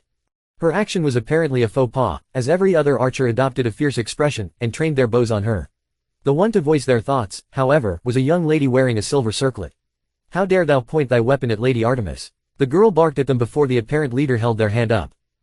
"Zoe, calm down, it's a common mistake," the goddess in question interjected, making the girls reluctantly lower their weapons. Luke, seemingly understanding the situation first, elbowed Talia and hissed at her to drop her weapon. Naruto was confused a little about the situation. While he had felt the leader's power and quickly singled her out as a goddess, her willingness to cause misunderstandings by turning into a young girl baffled him. And that other girl, is she talking like she's in medieval England? The sage thought while scratching his head. All in all, the entire group's mannerisms were pretty quirky. But then again, quirky was far from bad, and it made things more fun. Naruto smiled and raised his hands in a gesture of non-violence as he attempted to pacify the situation. "Ah, hello there young ladies," he tried but was rudely interrupted.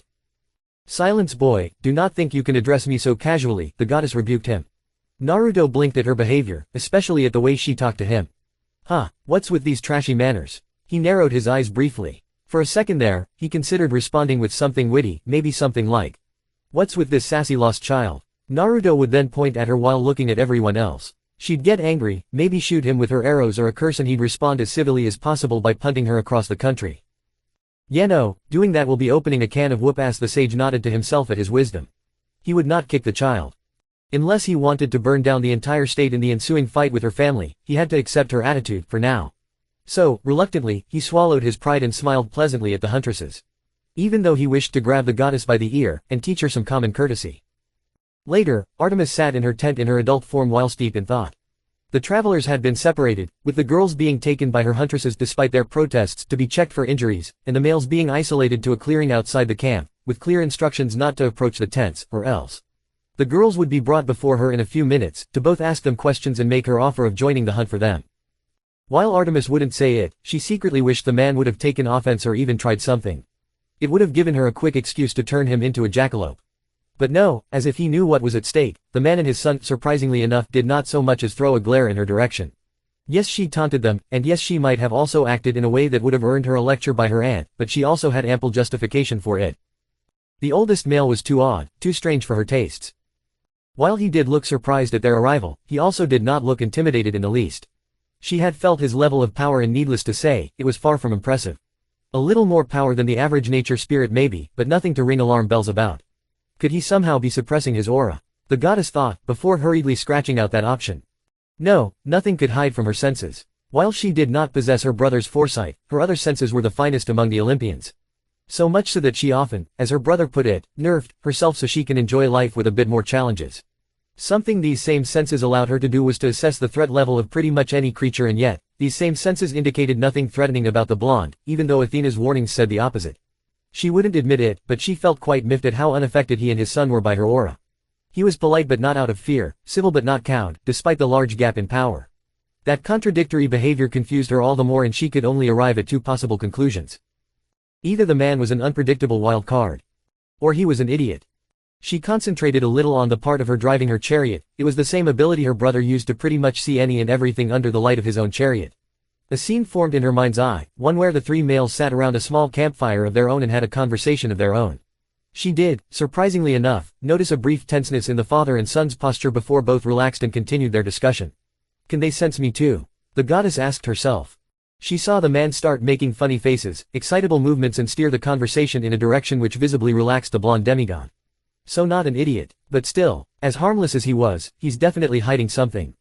Artemis nodded to herself. Just as she finished her thoughts, her tense flaps were pried open as Zoe entered followed by the two demigoddesses. She scrutinized the two girls. While one was obviously upset at her huntress's maybe, the other, younger one, was looking around in childish awe. Artemis smiled warmly at the sight. While it was true that the hunt and the moon were her primary domains, one must not forget that she was also the patron goddess of children and maidens. So occupied with the girls was she, that she never noticed a small black worm-like creature slithering from under the bottom of Talia's shoe and seemingly camouflaging itself with the carpet. The two demi-goddesses had spent the night with the hunt, while the males camped outside. The two girls returned in the morning, with Talia somehow having a more pronounced resting bitch face than Zetsu himself had, and Annabeth running excitedly to Naruto's figure to tell him all the details of her night. The younger Uzumaki was honestly reaching his patience's limit with all the bullshit that recently happened. He knew taking in the three brats was a bad idea and he should have protested more to the idea. Then again, his pops was even more stubborn than a mule, so that would be a worthless endeavor.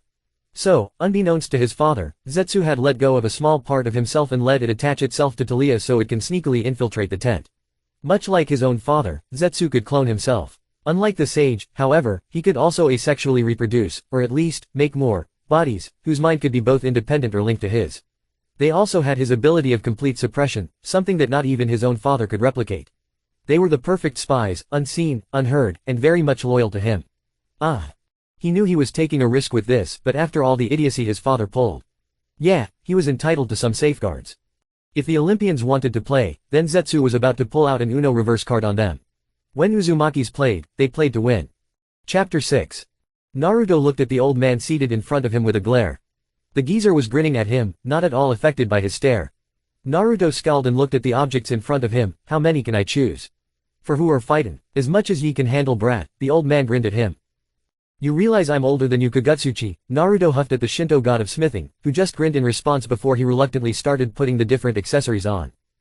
Mara, the evil one, sat upon his throne of skulls as he smirked to himself. Truly, his plan had worked out without a hitch. While the Trimurti and other gods were busy with the monstrosities and curses he unleashed, he would move his other troops forward towards the eastern coast. He did, however, have to deal with one last annoyance before he could declare his victory.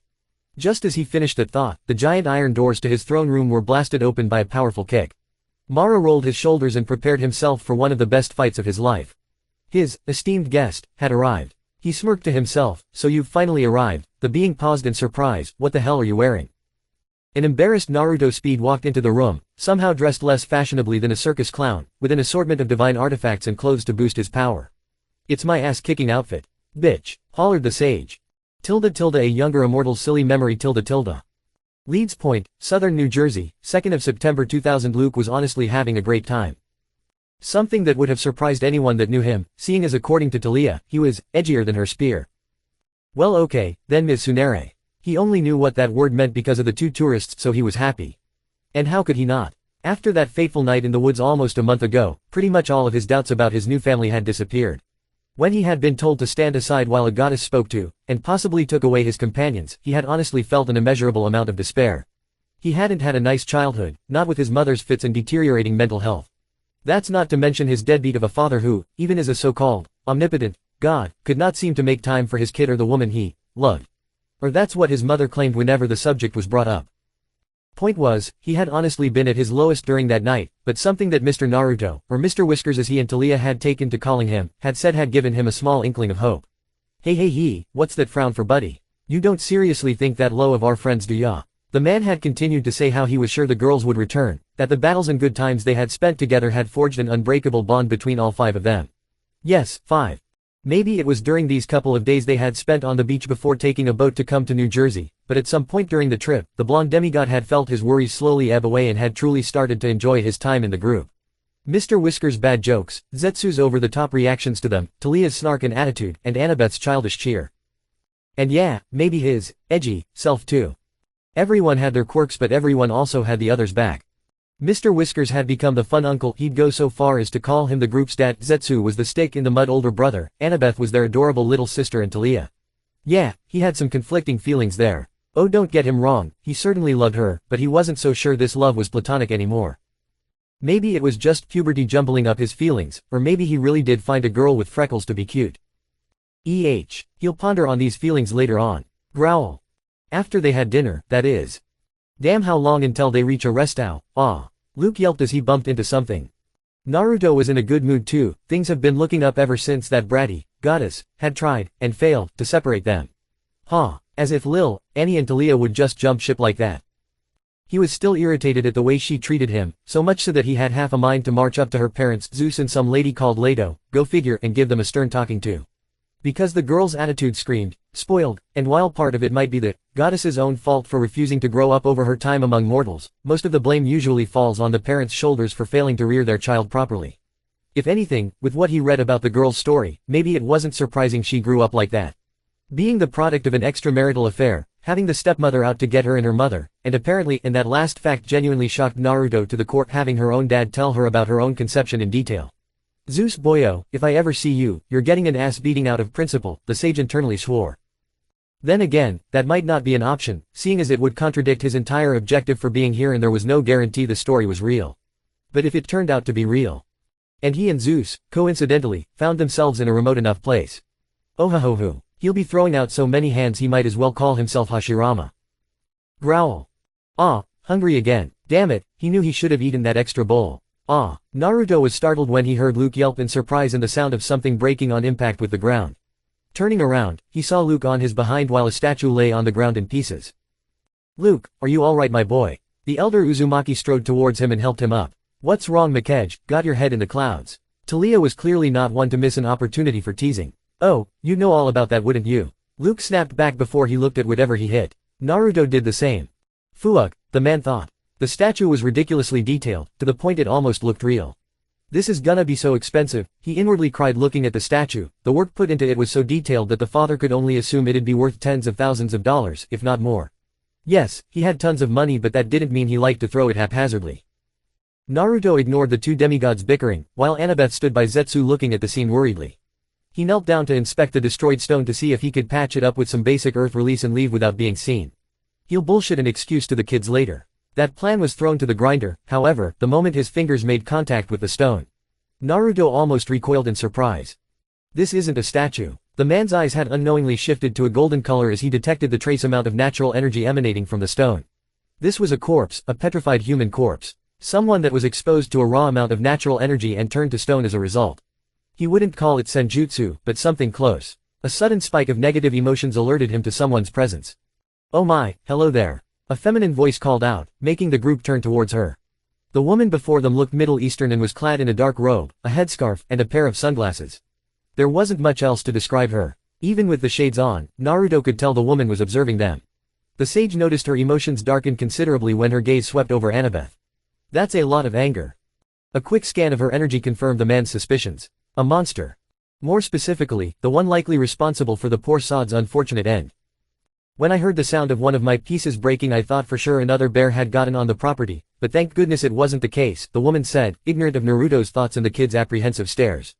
They evidently had a hard time trusting strangers for obvious reasons. Just as Talia and Luke opened their mouths to speak, Zetsu interjected with his hands raised.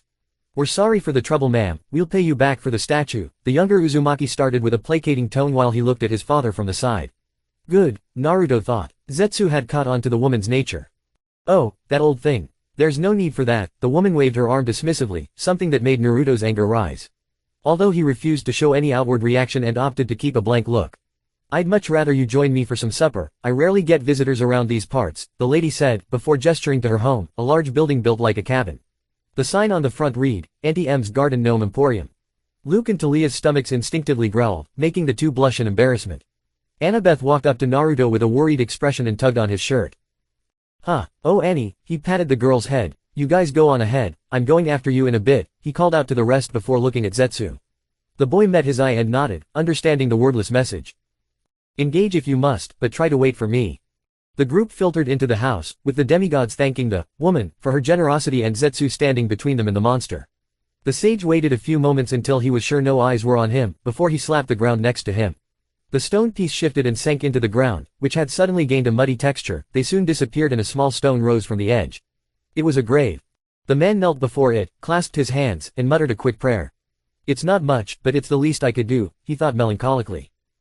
Due to his proficiency in the sage arts and his previous connection to his sworn siblings, Naruto had become as close to an empath as anyone could get. That ability alone had largely shifted his perspective on the world around him. He had over the years become someone who cherished life and did not tolerate any disrespect towards it. He rarely killed for anything other than nourishment, and if he did, he made sure his enemies received a proper burial. No sane person wanted or deserved their remains to be paraded around like a trophy or left at the mercy of the elements. Despite his power, he believed every sentient creature had the right to live its life as it wished and die as it wished. It was an overly idealistic belief. He knew that much since the world was never that kind. But if he could preserve someone's dignity when it was tarnished, he would do so without a second thought. There was simply no reason not to. The blonde got up from his position and looked around at the rest of the statues. Don't worry guys, I'll be back for you, just gotta scold somebody first. He walked towards the building with a determined expression. The man entered the emporium and saw the rest of his companions seated on a table in a corner of the main room. Looking around at the various pieces being displayed, he couldn't help but be impressed. Monster or not, that lady had some good taste in art. Now if only she had the decency to refrain from callous murder and not desecrate the dead. That'd be great. Mr. Naruto, the lady is really great. She's making us burgers. Annabeth, ever the excitable child, was bouncing in her seat. He wouldn't fault her. Hamburgers were apparently a meal that kids just universally liked. Even Talia, who was normally all about being cool, couldn't help the slight bounce of anticipation. Burgers being her favorite and all. Luke and Zetsu for their part were deep in a conversation of their own, with the blonde demigod seemingly arguing a point that Zetsu took great satisfaction in rebuking. The father smiled at the kids. Well then, I'll just have to go and thank her, won't I? He waved at them and continued towards a side room, probably the kitchen, where sounds of utensils being moved resonated. The woman had been in the middle of preparing a burger patty when she heard the door of the kitchen open, then close behind her. She turned around in surprise and saw the blonde man enter the room, a bright smile on his face. She put up a fake smile and looked at the man. Oh, sir, how may I help you? Ah, no need for the sir. Just call me Naruto. I just came here to thank you for your generosity, and offer my help. The blonde rubbed his hands together and approached her. Oh, there's no need for that, Mr. Naruto. You are guests here. The woman's smile strained a bit as she waved her hand at the man, shooing him off. Oh, but I must insist. Can't let a lady cook all by her lonesome. My mind simply wouldn't be at cheese. A small snort escaped the woman before she daintily covered her mouth with a hand. Oh, you got jokes, do you? Despite her hand, Naruto could tell the woman was smiling genuinely. You better believe it, the man winked with a grin. This time, a giggle escaped the robed woman before she scooted over and gestured for Naruto to come to help her. A few minutes passed in silence between them, with Naruto chopping up vegetables while his host continued preparing the patties. Deciding he's had enough fun, the sage finally decided to end the pleasantries. So you make kids' meals often? The sage once again kidded, although the woman did not seem to catch it. Oh no, people rarely come in these parts, let alone children. She spoke, seemingly sad. Really? With all those statues outside, you must truly be making a killing. This time the woman looked at him sharply, her brows visibly narrowing. Medusa was suddenly very alert. The emphasis on the last word did not escape her. She backed up a short distance and looked at the man, only to feel a chill crawl up her spine at the absolutely bone-chilling smile he was giving her. Sir, I'm going to have to ask you to return outside. She cursed herself for stuttering in front of a mortal. She was Medusa, damn it. She steeled herself and raised her hand to her sunglasses. The man didn't flinch. His face, which was stretched in a mirthful grin moments earlier, had been replaced by a grim visage that spelled something foreboding for her. He knew. He saw right through her act, her fake smile, her trap. But it wouldn't matter. He wasn't the first to do so, and he certainly wouldn't be the last. All she had to do was petrify him, and do the same for the others. Especially the little one. She could smell Athena's stench wafting off her. You know, I can forgive a lot of things in life, the man asked her, as he washed his hands. But targeting kids is a big no-no, ya know. His frigid smile stayed on his face, his tone remained cheerful despite the serious nature of his words. Medusa shook off her shock and raised a hand to her sunglasses. What was she afraid of after all? One look and the problem would be solved. She slowly sashayed towards him, like a predator approaching prey. Oh, and whatever do you mean? While her tone was innocent, her smile was anything but. I'm just as simple, she continued, only to be interrupted. Cut the bullshit, will ya? The blonde father's voice froze her in her tracks. He approached her as well, until he stood face to face with her, whilst still looking into her lenses. She wouldn't falter, not now. Oh, and who might you be, Ak? The woman choked as a powerful hand lifted her off the ground by the throat. I'm just the guy looking after these kids, he replied, looking up at her struggling form. She ripped her glasses and scarf off of her head in response, exposing her face and hair to the world. Die, she croaked and looked into the man's eyes. Her own pair glowed as her curse activated itself. And nothing happened. What? She internally screeched, narrowed her eyes, and opened them wide, gazing once again into her aggressor's own. And once more, nothing happened. Impossible, her slit eyes flashed many times. Is he really mortal? The snakes making up her hair struck the man's arm and injected as much venom as they could into his veins. The man raised an eyebrow and his lips slowly formed a smirk. That's a nifty trick you got there, were you going to use it on the kids? He asked but received no answer, as the woman's face started to turn blue. Seeing this, he blinked owlishly then abruptly dropped her, and she collapsed to her knees to take in some much-needed air. The man rubbed the back of his neck and looked at her sheepishly. Sorry about that. Why you? Who are you? What are you? She panicked and crawled back until she hit one of the closets. The man, who up until now had looked like he would end her, suddenly did a 180 and grinned at her. I already told ya, didn't I? I'm looking after these kids. He thumped his chest with his knuckles. Can't let you turn them into an art exhibit, ya know. That's just not cool. She glared at him with as much hate as she could muster. He's toying with me, bastard. She was fuming. Call her pretentious, but she was used to her opponents seeing her as a threat. Even the more powerful demigods she'd slain had the decency to look alarmed when she pulled out her claws. Then again, with how he resisted her curse and venom, he might be someone with a god in his corner. Naruto looked down at her and pouted. Bah, he'll indulge her a bit. Fine, call me Naruto Uzumaki. He paused and looked at her for her turn. When she kept giving him a nasty look, he extended a hand towards her. And, what's your name, lady? He said with the same expectant tone. She kept glaring at him. Stop screwing with me, she finally said. He tilted his head to the side. Her negative emotions, which had already been practically pouring off of her, exploded like a geyser. Rage and malice were on the forefront, but behind all that, the tiniest traces of sadness, grief, and guilt. Why would she Naruto wanted to slap himself for missing the obvious clues. Snake hair, stone statues, glowing eyes. Damn, Zetsu was gonna scold him for being such an idiot. Stop fucking with me, said snake-haired monster screamed, snapping the man out of his thoughts. Right, air mimosa or something, he thought, quite sure of himself. Are you a god? A monster? What are you? She screamed at him with her eyes glowing a sulfuric yellow. She got screwed over, didn't she? Or at least that's what the book Zetsu gave me said. Naruto ignored the monster's incessant screaming in favor of his own thoughts. If you want to kill me, just do it. Don't play with me like a toy. Her face was flushed with anger as she flashed her claws at him, and got into a crouching position. He finally brought his attention back to the situation and chose the most appropriate response he could think of. I'm sorry, did you say something? He said with the most aloof tone he could muster. He couldn't help being a troll even in these situations. Kakashi-sensei would have been proud. Raahhhh, the woman roared, and much like an animal, she reared back her claws and pounced on him. He raised an eyebrow at her action, and just as she reached him, he raised a hand in front of her face and flicked her. Crack. The sound of bone being crunched echoed out as her momentum was all but reversed. She flew back to the opposing wall, knocking over shelves and kitchen utensils and causing a cacophony of noise. The monster remained on the ground, surrounded by broken plates, cups, and other objects, with her nose almost torn off from the force of his attack. Medusa had almost blacked out. The blow, as insignificant as it looked, held a Herculean amount of strength. Naruto approached her with a steady gait and then crouched in front of her quivering form. Sit up for a bit, he said, and she obeyed, albeit trembling. If one were to look at her now, they'd be surprised to see the monster acting like a scared puppy, for she was now aware of the sheer difference in power between her and that thing. He's not human. He can't be. She shook in fright. The man, against all odds, sat down on the dirty ground in front of her and looked into her eyes. He smiled at her, this time with a gentle look in his eyes before he raised a hand to her cheek. She froze at the contact before a wave of warmth filled her and she felt her nose shift painlessly, readjusting, restitching, and healing itself. What's your story? The father asked her softly. She gazed at him with eyes half-lidded from the relaxing feeling.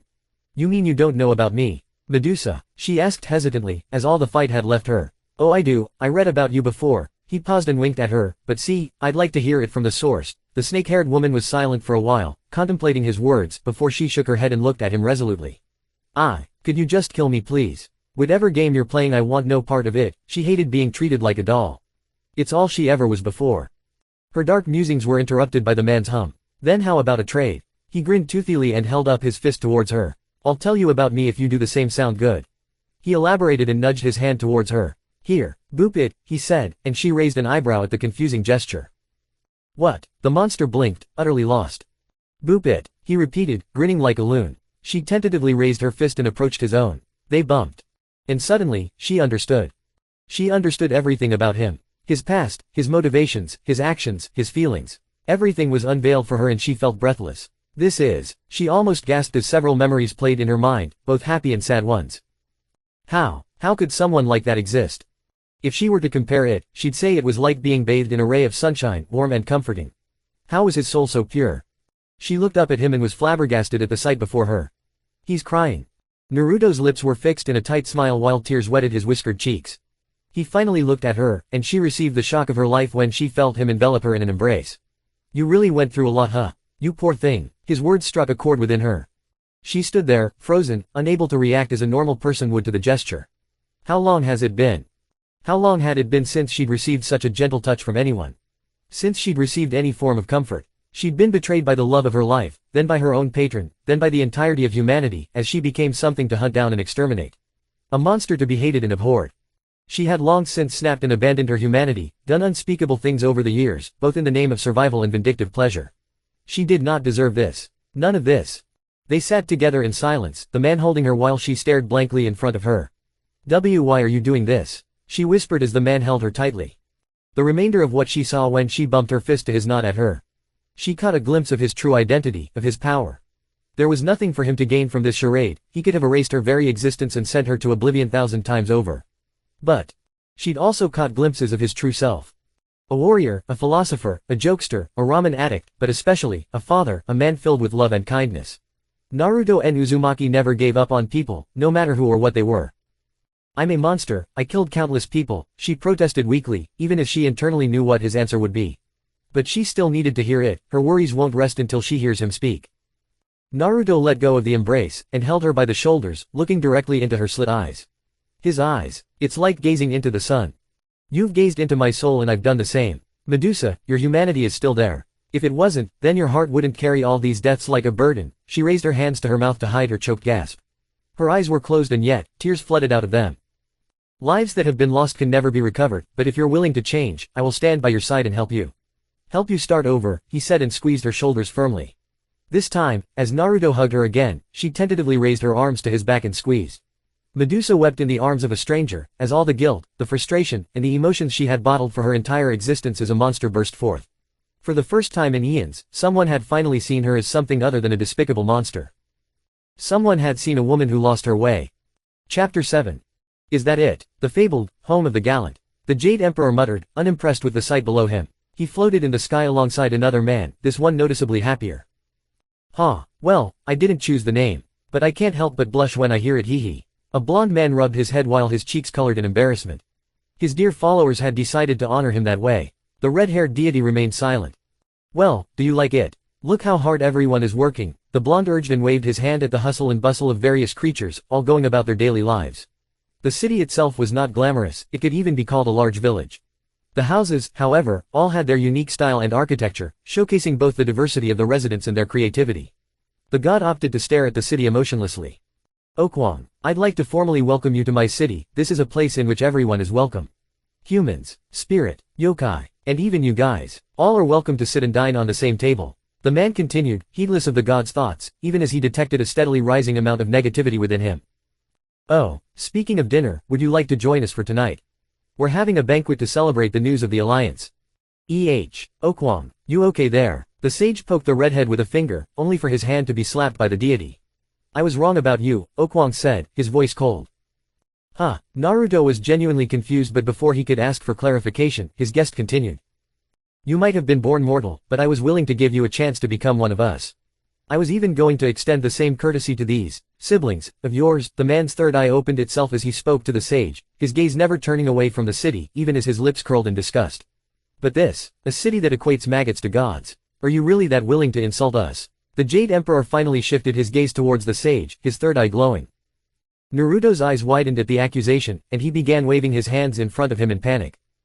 Oi, Okwang, calm down, this isn't what I want. No, this city has no right to exist. It goes against all we stand for. The deity shouted as his body began to glow along with his eye. Purity, power, prestige, all of these belong to those chosen to stand above the rest like us. fraternizing with lower insects. Don't make me laugh. The redhead was flailing his arms whilst giving his speech, the man's words bordering on fanaticism. Naruto's eyes widened at the sight before he hurriedly floated between his guest and the city. Okwang, do you understand what you're saying? His shout attracted the attention of the various creatures below, who all started to wave excitedly. I do. If you are so willing to make a fool of us, then I will show you the error of your ways. The Jade Emperor yelled before he raised a hand to the sky and brought it down. Suddenly, day became night. Naruto's eyes widened in alarm, for rocketing towards the earth was a gigantic meteor. Consider this, a declaration of war, the Jade Emperor shouted. Prologue to war. Anti-M's Garden Gnome Emporium, 2nd of September 2000, can I really change? Medusa's lips quivered as she uttered the question meekly. She was still draped in Naruto's arms, with the man soothingly rubbing her back in an attempt to calm her down. After a few minutes of silence, the sage finally spoke up. Medusa, do you understand how many lives you've taken? The woman flinched. His tone, although gentle, did not carry any warmth within it. These people, each and every single one of them was an individual with dreams and aspirations of their own. Medusa gripped the man's back at his words. They each had either families or loved ones. Loved ones that will probably never forgive you and carry their hatred for you even when they've left this world. The woman's tears were dripping down her cheeks as she hiccuped. Naruto had expected this reaction. Although his words were harsh, it was a truth that the woman needed to hear. I'm telling you this so you understand, he continued. I will not help you to look for the forgiveness of others, as that is something I cannot influence. But I can help you to forgive yourself. The man separated from her and looked her in the eyes with his hands on her shoulders. Only when you understand the size of the weight you're carrying will you be able to finally live with it on your shoulders. You will likely never truly be free from it.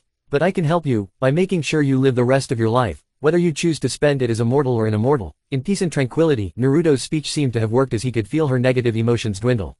Medusa, will you embark on this journey with me? To rediscover what it means to be yourself. Naruto finished his piece by presenting her with his hand. The woman's snake hair was in disarray, her slitted eyes were a puffy red, and tear tracks ran down her cheeks. But even with that appearance, a shy smile adorned her face.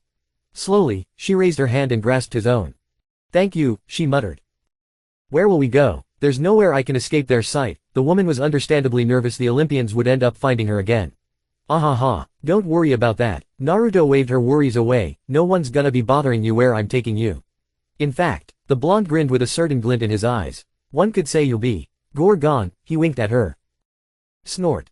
Medusa held her hands to her mouth to stifle her giggles, but when Naruto wiggled his eyebrows at her she completely lost it and exploded in laughter. So much so that her eyes watered. That was terrible, she said after calming down and wiping her tears away. Naruto grinned at her and squeezed her hand before they disappeared in a flash. Moments later, the sage reappeared in the kitchen, looking quite pleased with himself. His face fell when he looked at the mess around him and the unfinished patties left on the counter. With a poof of smoke, a few shadow clones appeared around him and started cleaning up while he went to the counter to finish the food. Even thousands of years later, the shadow clone technique would remain his favorite. The door leading to the Emporium's kitchen was pushed open by Naruto's back. He was balancing two large trays, each with 2 plates on them. A scrumptious-looking hamburger sat on each plate with a side of fries and a can of soda to accompany the meal. As he walked towards the table, he could see the kids were half asleep. Luke had his head to the table, and Annabeth, adorably enough, was using Talia's lap like a pillow. Zetsu for some reason seemed to be in some sort of trance. The raven-haired girl, upon seeing him, threw her hands up in exasperation. Finally, she exclaimed, jolting Annabeth and Luke awake. We've been waiting forever. Were you guys making out or something? Zetsu started coughing suddenly, having apparently swallowed his own spit after hearing that. Naruto blinked owlishly at Talia. No, why would you think that? We heard a lot of noise, we wanted to go inside but Zetsu told us not to. Said you did this kind of thing often. The girl clarified, so we thought you two were, doing adult stuff, Luke added with a teasing smirk. Naruto opened his mouth to answer but Annabeth interjected. What's adult stuff? The little girl asked with a head tilt. Talia and Luke blanched while Naruto looked at them accusingly, his expression twitching. Poop, the man forced a grin on your face. He stammered, I'll tell you when you're older. The man hoped Annabeth would accept the answer. The girl frowned in response, but then shrugged and turned to look at some of the displays around them. Naruto sighed in relief. Best father ever or not, that question was something any dad dreaded to hear from their daughters. Or pseudo-daughters in this case, since the little minx insisted on calling him, Mr. If only, the man despaired. It's been a long time since he last had a little girl to spoil, damn it. Anyway, about that, the father chuckled nervously and proceeded to explain the encounter with Medusa. He took great care to alter the story and present it as him, taking care of her. Needless to say, the 3 demigods were all surprised and awed. Zetsu on the other hand had shifted back to his trance-like state. The sage recognized that look on his son's face, it was the same one he sported whenever he had a conversation with one of his duplicates. Naruto frowned at that, internally wondering when his son had even split himself since he hadn't done so in years. Could he be? Nah, the sage thought, dismissing any doubt he had about his boy. Zetsu wasn't like him, he wouldn't be rash enough to do anything that could expose them. Right. Olympus, main road, a little earlier. The golden city of Olympus was among the greatest sights that anyone could witness. A veritable El Dorado floating in the sky, enriched with sublime architecture and peppered with various temples that housed the many deities of the Greek pantheon, it floated above the Empire State Building in New York City, invisible and untouchable to the mortals living below. Similar to the Big Apple, Olympus was quite a busy city, with various spirits, minor deities, and even a few mortals always out and about on the golden paved streets, either enjoying themselves or working tirelessly to serve their patrons. On the main road leading to the central plaza, residents held onto their togas as they felt a breeze blow past them. They looked around curiously, probably attempting to see what caused it. Was it Lord Zeus passing through again in an attempt to escape his wife? Was it Lord Hermes running hurriedly to another job? Perhaps a mischievous wind god wanting to cause some chaos. As it turns out, the culprit was not what any of them would expect. A shadowy figure moved at almost imperceptible speed, bouncing between shadows and darker spots erratically. A few miles later, the figure stopped and landed in a darker alley, between two golden buildings, and dropped to the ground, away from prying eyes. The figure stood on its feet and pressed against the wall, its inky black complexion allowing it to disappear within the building's shadow. Shit, the figure thought frantically. A pair of yellow eyes opened in the darkness. More akin to a pair of dots, they moved left and right to scout the entrances of the alley. Judging itself to be safe, the figure detached from the wall, finally revealing itself to any outside observer. A Zetsu clone. Or more accurately, the same part that Zetsu had split from himself about a month ago, had hitched a ride on Artemis without the latter noticing the small worm-like creature sticking to the bottom of her sandal. When the goddess had eventually teleported to Olympus, the clone separated from the huntress and moved into hiding. He crept through the corners of the city, looking for anything to eat to gain some biomass and grow bigger.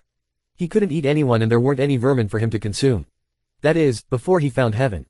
Or more accurately, Demeter's private potager, which the goddess seems to put as much care in as a mother would in her child, as evidenced by the abundance of unearthly healthy-looking fruits, vegetables, legumes, and even fungi. 3 guesses as to what the clone did next. While Zetsu himself liked meat, in general, more than anything, the younger Uzumaki was very partial to greens. With Demeter's potager being as good as it was, and the clone being the same as his creator in terms of personality. The temptation was too great. So the clone started raiding the garden. Lightly at first, as he still had a mission to follow and could not blow his cover. Something which seemed to work for him as the weeks passed and he managed to learn a great deal of information from his prowls around the city. For one, it seemed like Artemis reported her findings to Athena, and the latter seemed satisfied with what the huntress told her. Seems like even if they attracted attention, Naruto and the original Zetsu still managed to pass as a non-threat. Either that or Athena truly believed in that Shinto theory of hers and opted not to risk a pantheonic war. For 2, the clone decided to stay the hell away from the pink monstrosity that was the love goddess's temple. Not only did it smell like perfume all the time and was, in his opinion, somehow a worse color than neon orange, but the spy also kept hearing the unmistakable sounds of intercourse emanating from the temple. Day in and day out. Yeah, no, he was keeping a good distance away from that menagerie. And for 3, it seemed like the security was pretty lax here, compared to the Taoists at least. No one could out-paranoid those bastards, not even the Olympian king. The only way in for mortals was through the Empire State Building, while immortals could get in with a variety of methods, and that was something the original Zetsu and his clones knew their way around. The clone would then continue his mission while occasionally visiting Demeter's garden to raid it.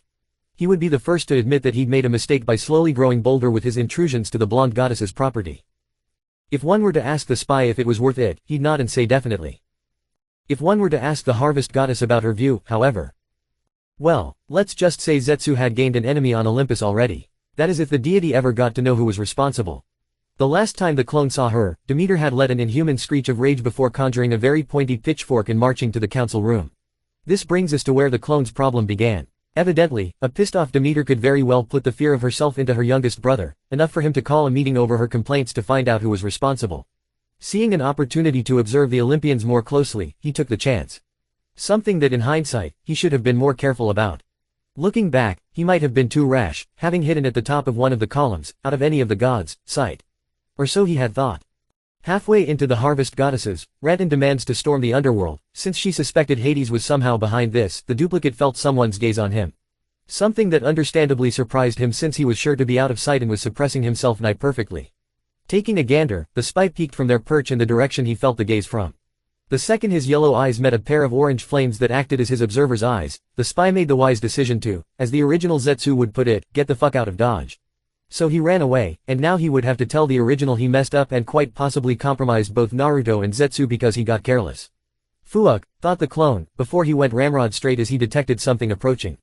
Hurriedly shifting his hands into spikes, he turned and pointed them where he sensed the presence coming from. A swirl of fire appeared in front of him as a figure manifested from it. Said figure seemed to be a child, veiled in brown robes and possessing a very warm presence. A child that, funnily enough, was only a foot taller than the clone's 3-foot-tall height. The child's eyes were the very same orange flames that the spy had seen before. Those same eyes seemed to twinkle in amusement as the girl raised a hand in a placating gesture. Calm yourself, little one, I mean you no harm and I know you don't want to make a scene. Her voice was kind but authoritative. The clone being Zetsu in essence took offense to the first part. Who are you calling little? No scratch that, who the fuck are you? The little creature shifted its Glasgow-like mouth in a snarl and summoned more spikes from its body to threaten the stranger. He suddenly felt a great amount of pressure as the girl's flame-like eyes seemed to glow white and the temperature dramatically increased. The fire seemed to grow stronger around her as it burned the pointed ends of the spikes off. Now, watch that tongue of yours before I rinse it with soap, she waved a threatening finger. The duplicate internally debated on whether to book it, to fight, or to use its last resort and blow himself up, before remembering the girl's first words. What do you mean you know? How did you find out about me? The clone did not retract its spikes, if anything, it grew more to replace the burned ones. I just felt you, that's all. I've sensed a lot of curiosity directed at my siblings, but you seem to have a lot of anger and condescension for someone so little. The girl's power, similarly to the clone, did not wane and only rose in challenge. Oi, what did I say about wait? You felt me. Impossible. My energy was completely suppressed, I might as well have passed for a house plant. The spy was in denial of its failure. The original Zetsu was an expert information gatherer and could appear and disappear without a trace. Naturally, his duplicates would inherit the same talents for espionage.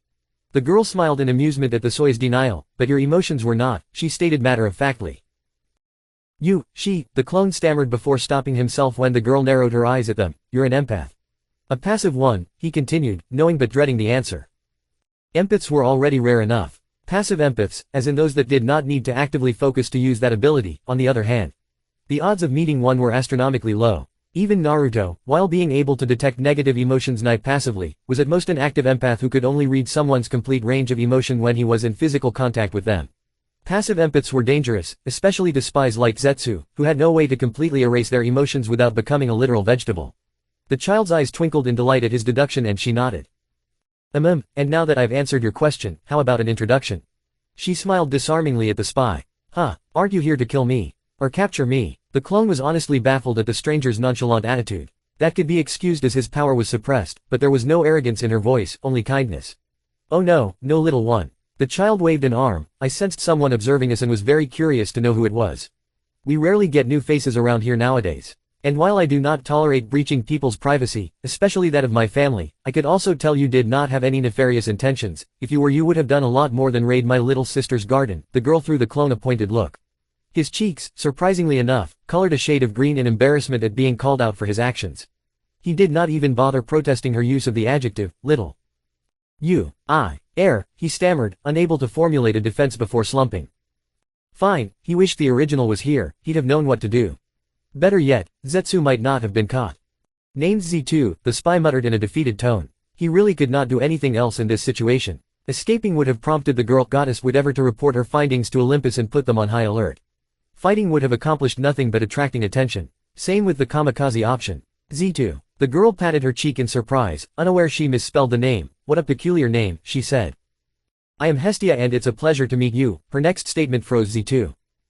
Hestia, the goddess of the hearth and the eldest Olympian, he internally swore. He could not have messed up more badly than he did. Screw his gluttonous stomach. Screw his original and Naruto for passing down that weakness to him. And while he was at it, screwed his luck for coming across the one person who could blow his cover. Z2's thoughts were interrupted when he felt a bar of soap get shoved into his mouth. You thought of something rude, didn't you? Hestia narrowed her eyes at him, now inches away from the gagging clone. Auntie M's Garden Gnome Emporium, present time. The original Zetsu sat with the rest of the kids at the table, waiting for the meal to arrive. Or more likely, just for Naruto to finish off Medusa and come back with the delicious burgers. Yes, Zetsu knew who the monster was from the second he saw her and the statues. Unlike his dad, he did his homework properly before coming here. He had a reputation to keep after all. Master Sage, Master Meat Connoisseur, and Master Spy. Please recognize. Suddenly, he felt something akin to a mental prod in his mind. Knowing it was his clone, he opened the link to receive the report. Original, the clone greeted me. Z2, the younger Uzumaki gave the equivalent of a mental nod before asking, anything to report. I might have fuck air fricked up, the clone uncharacteristically stammered, making the Zetsu narrow his eyes dangerously. After all, they had a set protocol for this type of situation. Silence passed between them before the original spoke again. Explain, he ordered. Well, you know how we usually need to, damn it. I'll just let her explain, the clone once again stammered, further worrying Zetsu. Her, who do you mean? Z2, what have you done? The original mentally shouted. Has their cover been blown already? What the fuck was his damn copy doing? He had one job. Hello, a feminine voice suddenly interjected. Who the fuck are you? Zetsu said, unknowingly repeating his clone's rude greeting. Do I need to come over here and clean your tongue too? There was a certain threatening undertone in her voice. She'll do it, original. Be careful. Z2 threw in his 2 cents. Screw this. Who are you? How did you find this idiot? The original was quickly reaching the end of his patience and did not have time for games. Hey, the clone yelled, offended. You shut up. You're lucky I don't explode you remotely on principle. Zetsu mentally shouted at his clone. Now, there's no need for any violence here. Let me reintroduce myself. I am Hestia, the feminine voice interrupted the dispute. At this moment, Zetsu truly knew he fucked up. His pops was never going to let him live this down. So he gave the most appropriate answer to the situation. Fuck me sideways. Donnie, and because I like y'all, here's a canon omake. Basically, a scene that I could not insert smoothly in the chapter. Leave me some reviews to tell me what you think. Omake. Demeter was having a good day so far. She and her darling Persephone had just come back from a shopping trip together, to both spend time with one another and prepare for her daughter's inevitable return to that wretched place. People thought Hades could keep a grudge. Her little brother had nothing in her spite. Even after many millennia, she had never forgiven her brother for his crime. Regardless of how much Persephone tried to defend him, she should never have to be forced into any union like that. Zeus too, her even bigger brat of a brother, had just as much of a hand in their situation as the lord of the underworld. Shaking off the darker train of thought, the blonde goddess marched towards her temple, intending to check on her precious garden to make sure all her other babies were growing well. She had charmed her produce to routinely grow and make a varied batch throughout the year. So even though it was September, Demeter fully expected even winter fruits like oranges to be available today. She had just come to the potager's entrance when she felt something off about it. She stood to attention and marched through the various fields of green, looking for anything missing. Her head suddenly turned sharply in the direction of her legume section. She moved fast enough to become a blur to the naked eye and passed. Someone had taken the mature batch. Someone had taken her precious babies. The goddess clenched her fists and gritted her teeth, the corn cobs weaved into her hair popped up from her anger. Oh, this is on. Week 1, Traps. Demeter swept some dirt onto a tarp covering a pit she dug up. A large assortment of traps was laid around each field of produce, some even laid between the crops with enough care as to not harm them. The goddess smirked to herself, whoever was foolish enough to cross her would certainly be caught. And then, well, she could always curse them. Mwahahahaha. The next morning, Demeter woke up refreshed and with an eager grin on her face. Oh, she could not wait to catch that rapscallion. She could already imagine his terrified expression, trying in vain to escape one of her traps. But alas, his or her fate would be sealed. For they had done a terrible deed, a crime so horrible she might just have too. Her thoughts trailed off as she came upon her garden. Not only were the traps untouched, this time, but the mysterious thief had also taken her precious fruits. Damn it, she clenched her fist. Week 2, Technical Support. Demeter looked into a series of monitors set up in her temple, just as her nephew finished the wiring on the latest screen and limped up to her with a notepad. Surveillance automatons, surveillance cameras with over 20 different kinds of vision, a laser grid, electric fences, sleeping gas, knockout gas and even laughing gas. There's a lot more to the site, but I'll save my breath and just say this should take care of your problem, Hephaestus said gruffly. Yes, thank you nephew, the goddess waved a dismissive hand to the god, not moving her eyes away from the monitors. Hephaestus' beard let out a few sparks at the dismissal before huffing a whatever and teleporting out. Demeter rubbed her hands together and chuckled. A few days later, the goddess became confident she had chased off the thief. While she would have preferred to catch them, and possibly torture them, she'd take what she would get. Oh, she should have thought about this before. Why work harder when she could work smarter? Sometimes her genius was so massive, it generated gravity. Oh, she could not wait. Why, she bet that fool was off crying at missing the divine flavor of her beautiful. Apparently, the tech was useless when the thief could just suck the carrots underground. Damn it. Week 3, Stakeout. Is this really how you want our last day together to be? Persephone stood with her arms crossed, dressed in a flowing black dress and looking radiant even in the dark color. Shish, dear, you'll alert the thief to our position. Demeter knelt behind a fake bush, dressed in military gear, with her hair tied beneath a helmet and her face painted green, black, and brown. She even had a pair of night vision goggles she had wrestled from her more violent nephew. Meh, he'll get over it. I just think this is a little over the top, Persephone said, exasperated with her mother's antics. Oh, relax, my little core. Don't call me that name. I'm not a child anymore, mother. The queen of the underworld cut her mother off with a shout of embarrassment. Oh, don't be like that, dear. Now settle down, I still need to find that little pest. Demeter waved a hand to her daughter, all too used to her childish tantrums, and attempted to put her focus back on her task. Oh, I'm settling down all right. I'll settle back in the underworld. The younger goddess huffed as she made to leave. That last statement had apparently been enough to snap Demeter's attention to her. Oh, come on, do you have to return now? The blonde goddess whined at her daughter, her attention turned back to her. Her little core could be so mean sometimes. We've had the same discussion hundreds of times, mother. I need to go back to my husband. Persephone stomped her foot as she raised her voice. Oh sewer, it's always Hades this, Hades that, why is it you never care so much about me anymore? Demeter despaired. Oh us, mother, you know full well that's not what I mean. The younger goddess said, holding her head in frustration. Oh, I know what you meant. Schlop. What was that? Demeter screeched in surprise and brought the goggles to her eyes, frantically looking around the potager. She had been so distracted arguing with her daughter that she had forgotten her task. Could the thief really have used such a small window to strike? The lack of tomatoes answered her question. A series of pops were heard before her helmet blew from her head in a shower of popcorn. US damn it. Week 4, last resort. This was it, Demeter was going to pull her trump card for this.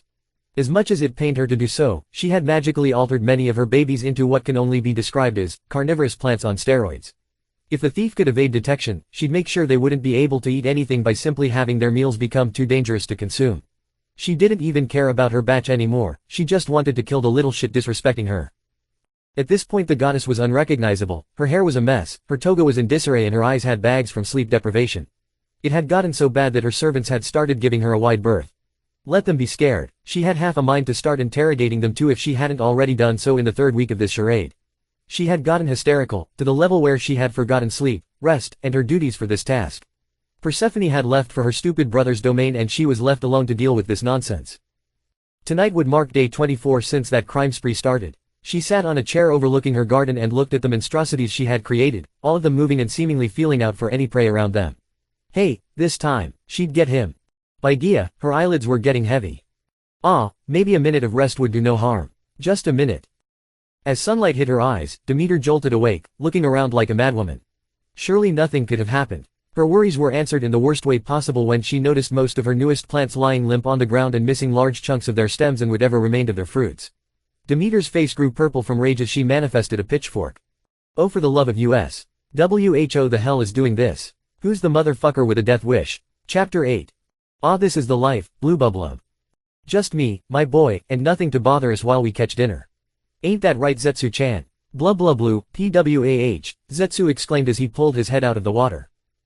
Both Naruto and Zetsu were seated in a small boat. Or more accurately, the elder of the two was lounging with his legs propped up, a straw hat on his face, and a fishing rod held in his hands. The younger Uzumaki on the other hand sat at the edge of the vessel and kept dunking his head in the water. Zetsu was both trying to look for fish by stretching his neck down and holding his breath at the same time. Of course, he could simply grow gills or use a technique to generate oxygen, but the boy was as eccentric as his dad and liked to challenge himself sometimes.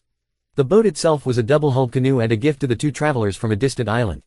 The people there called themselves the Ivotans and were generally welcoming and hospitable if a little too superstitious. Naruto had decided to take the boat and sail it towards the east without any sort of map or navigation tools. Getting lost in the world was how one had fun after all. It's been a few months since their departure, and if Zetsu was right, they'd have to have drifted far to the east, probably further than any human civilization had ever been. Entire weeks would pass without any sight of landmass and it would sometimes prompt both father and son to go into a deep slumber. On the upside, the peace allowed Naruto to work on his fishing skills or meditate. Whichever helped alleviate the boredom. Pops, I saw something big, it's coming from that way, Zetsu pointed in a direction to Naruto's right. That jolted Naruto awake and he got up in a crouch, before reeling in his line. A dead bird attached to the fishing hook emerged from the water and was shot into the air by the blonde's tug. The man rotated the pole and directed the bait he was using in the direction Zetsu pointed at. Not even a moment after the bait was plunged into the water, did the line go taut. Ooh, looks like I got it. I got it. Aha, Zetsu my boy, prepare to witness the greatness that is Naruto and Uzumaki. Best fisherman, the blonde yelled while doing some exaggerated tugging motions, seemingly fighting a tug of war with the animal. Said tug-of-war was causing the ship to sway dangerously and water to splash into the vessel. "Stop playing around with it and just pull it out, Pops. You'll capsize the ship," the green-haired boy screamed as he kicked at his father. "Ah, but I just want my boy to be amazed. Your dad is super strong, you know," the father whined. "I know you're strong, Pops. But I don't want to get all our stuff wet," the boy pleaded as he held onto the mast for dear life. The man paused and sighed. "Fine." He stopped his tugging as he suddenly stood straight, the boat even stopped swaying and the water around them went completely still. The man then reeled the fishing pole back quickly and the sea exploded in front of them as a giant sea monster emerged, pulled up by the line. Naruto did not blink in surprise at the creature, which looked like a giant tuna fish. He simply pointed 2 fingers at its head and fired a small electric bullet. Lightning style, bee sting. The bullet struck the creature under the mouth and came out from the other side, effectively hitting and frying its brain in the process. The giant tuna dish landed on its side, floating lifelessly next to the boat. Before both travelers could say anything, the fish's side opened up and a large cloud of steam erupted from within the wound. The corpse itself shriveled before morphing into another shape. Looking more akin to a large egg, the fish's new form cracked and an inscription appeared on its side. Seeing as the fishing hook was now stuck in the egg, Naruto tugged the object towards the boat before peering into it with his son. It came to both Uzumaki's surprise as within the egg lay a sleeping, pudgy dark-skinned baby. The boy, as was apparent from his naked state, looked to be a few months old and had a thick tuft of curly black hair sitting upon his head. The little one opened his eyes at the sudden movement of his crib, before spotting a man and a monster gazing at him curiously. He began crying and wailing in fright. Naruto immediately reached into the egg and took the surprisingly heavy baby out before holding him in his arms, something which calmed the boy somewhat. Zetsu for his part noticed the inscription on the side of the egg, which shockingly enough was written in Chinese script. "Maui," the boy read, surprised. The entire situation looked eerily familiar to the short Uzumaki and he couldn't help to think that it was no coincidence. What were the odds of a baby not only emerging from the fish but having a familiar script written on its crib? Someone or something had sent the infant to them. "Huh, what's this? Oi, what the hell?" Naruto's shout snapped Zetsu out of his thoughts. Oi, who the hell were this kid's shitty parents?" The man shouted as his energy flared from his apparent anger. The waves around the boat picked up violently and the boat itself started swaying from the onslaught of energy. The sage had seen something blue imprinted on the child's shoulder and out of curiosity, had turned the boy around to look at his back. What he saw made his blood boil. Whoever it was that sent the child, they'd seen fit to tattoo its back with an image of 2 silhouettes throwing a smaller one to the sea. One did not need to be a genius to figure out this meant the child was abandoned to die. Said child, as if sensing the immense show of power, had started crying again. Something that had the sage quell his rage almost immediately. The man reached up with his hand and started tickling the baby's belly, making its cries of fright turn into giggles of mirth. "Ah, this is bad, what are we going to do?" Zetsu asked the more obvious question. Naruto looked at the now laughing boy with kindness. "Not even a year old and already hated by the world, huh? Well, looks like I'm a dad again, huh? Bahahaha." The blonde laughed as he made his decision. Ugh, the younger Uzumaki thought in annoyance. Yes, he could understand where his father came from, but couldn't he see someone out there trying to order them around? Or had a path laid out to the kid? Maui ha, a great name for a brave warrior of the sea. Bahahaha. Naruto simply did not care, he was quite happy being a father, and the baby himself was happy to find a family as well. The adventurer meets the sage Tilda. Auntie M's Garden Gnome Emporium, 3rd of September, 2000. As Apollo's chariot peeked over the horizon, the building and the surrounding forest were bathed in its ray of warmth, prompting the rise of various animals and the chirps of the early birds. Away from any urban noise pollution, the Emporium was instead exposed to nature's lullaby. All in all, it looked like a very peaceful morning. You did what? A scream came out and shook the front sign off the building. Naruto paced with his arms held behind his back and sporting an angry look on his face. Zetsu on the other hand stood to the side in his true form. The younger Uzumaki held one of his arms as he looked at the floor. He held himself more akin to a guilty child than anything else. The group had spent the night at the Emporium, using Medusa's old mattress, some of her cushions, and their own sleeping bags to get comfortable. While the girls had taken a room, Luke had opted to sleep in the same room as the Uzumakis. Naruto for his part had been a tad worried. Zetsu had remained eerily silent throughout the evening, even as his negative emotions spiked at random intervals. The son had eventually talked to his father and convinced him to put a privacy seal on both rooms so they could have a conversation outside without worrying about the demigods eavesdropping. Zetsu had pulled Naruto outside, morphed back into his inky black, 3-foot self and proceeded to let out what was bothering him all night. Evidently, Naruto's worries were very much valid. There was one thing we had to avoid, Zetsu. The father raised a finger for emphasis. I know, Pops. You made a technique just so we could get in and out undetected. The man did not stop, even as he interrupted his son. Yes, I did. I don't need a second heavenly war on my hands. do you know how much was destroyed last time? I don't need to see half the country burned to the cinders. Naruto waved his hands as he ranted. They won't. Of course they will. Do you think they give a shit if millions perish in the crossfire? Okwang and his posse didn't. That fucker Mara didn't, and I'm not willing to take that risk. Naruto held his hands to his face. Memories of a past war he'd long repressed briefly surged back. Forests in ashes, mountains decimated, the bodies of thousands of creatures lying in various mangled states, the smell of death prevalent in the air. All that unnecessary, avoidable loss of life. Boss, help us. Pops. Zetsu's shout snapped the man out of his brief episode. The man looked at his son in surprise, eyes glowing gold and expression frantic. It's okay. Z2, my stupid duplicate, told me the one who found us just wants to meet us and talk, the smaller Uzumaki said with his hand up in an effort to calm his father down. An eyebrow raised in interest, Naruto asked the most obvious question. And who's that? Hestia, Zetsu replied simply.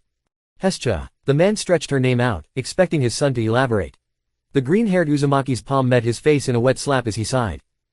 The eldest Olympian, goddess of the family and home, hearth, domesticity, virginity, and the state, he trailed off, noticing a flash of recognition light up in the man's eyes. Oh, the man clapped his fist with his palm in realization. You mean the good one? He said. Zetsu's hands twitched before he made a strangling motion, whilst muttering curses under his breath. Yes, the good one, the son nodded resignedly. Naruto did have a point since Hestia was the only Olympian without any innocent blood on her hands. But it frustrated Zetsu to no end that his father never seemed to take information gathering as seriously as he did.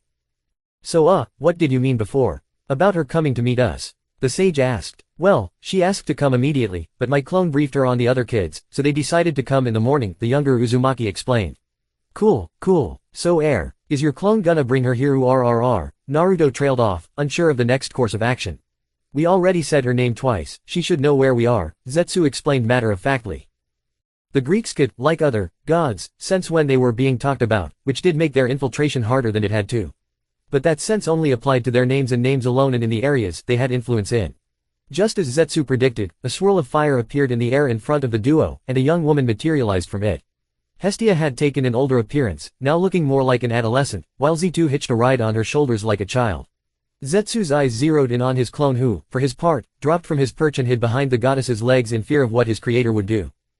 Original. Hi. Z2 peeked out from behind Hestia.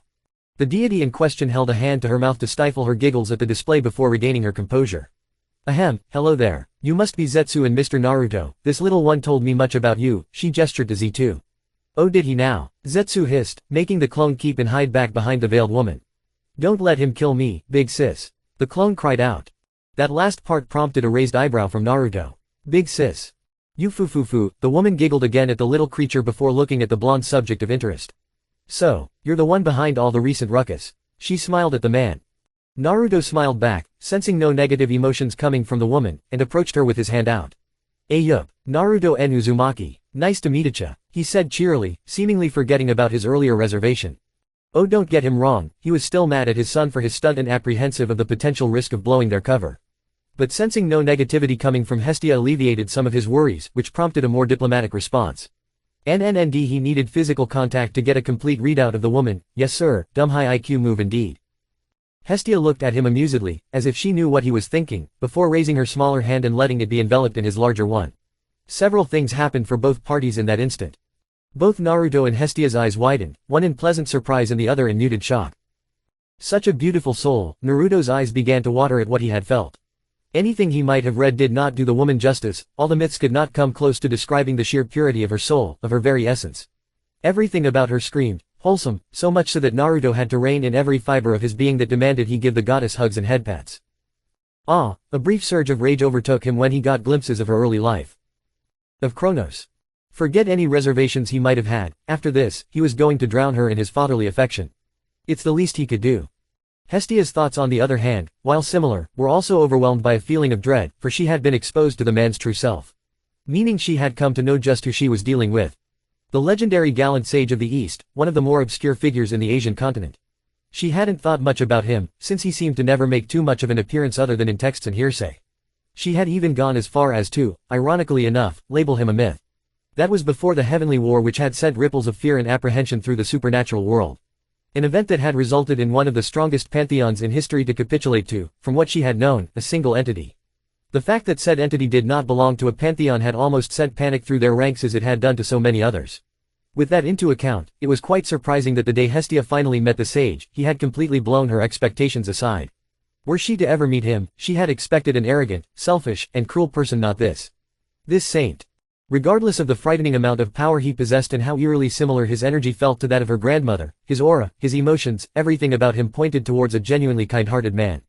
Humble despite the abilities he possessed and forgiving despite his dark past, he was the sort of person she had, sadly enough, only ever seen a very small handful of.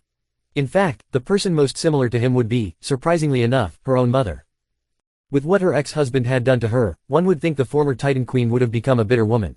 Instead, the Olympians had thankfully gained a parent so kind and gentle. Hestia genuinely felt overwhelmed whenever her dear mother visited them, whether individually or on Olympus.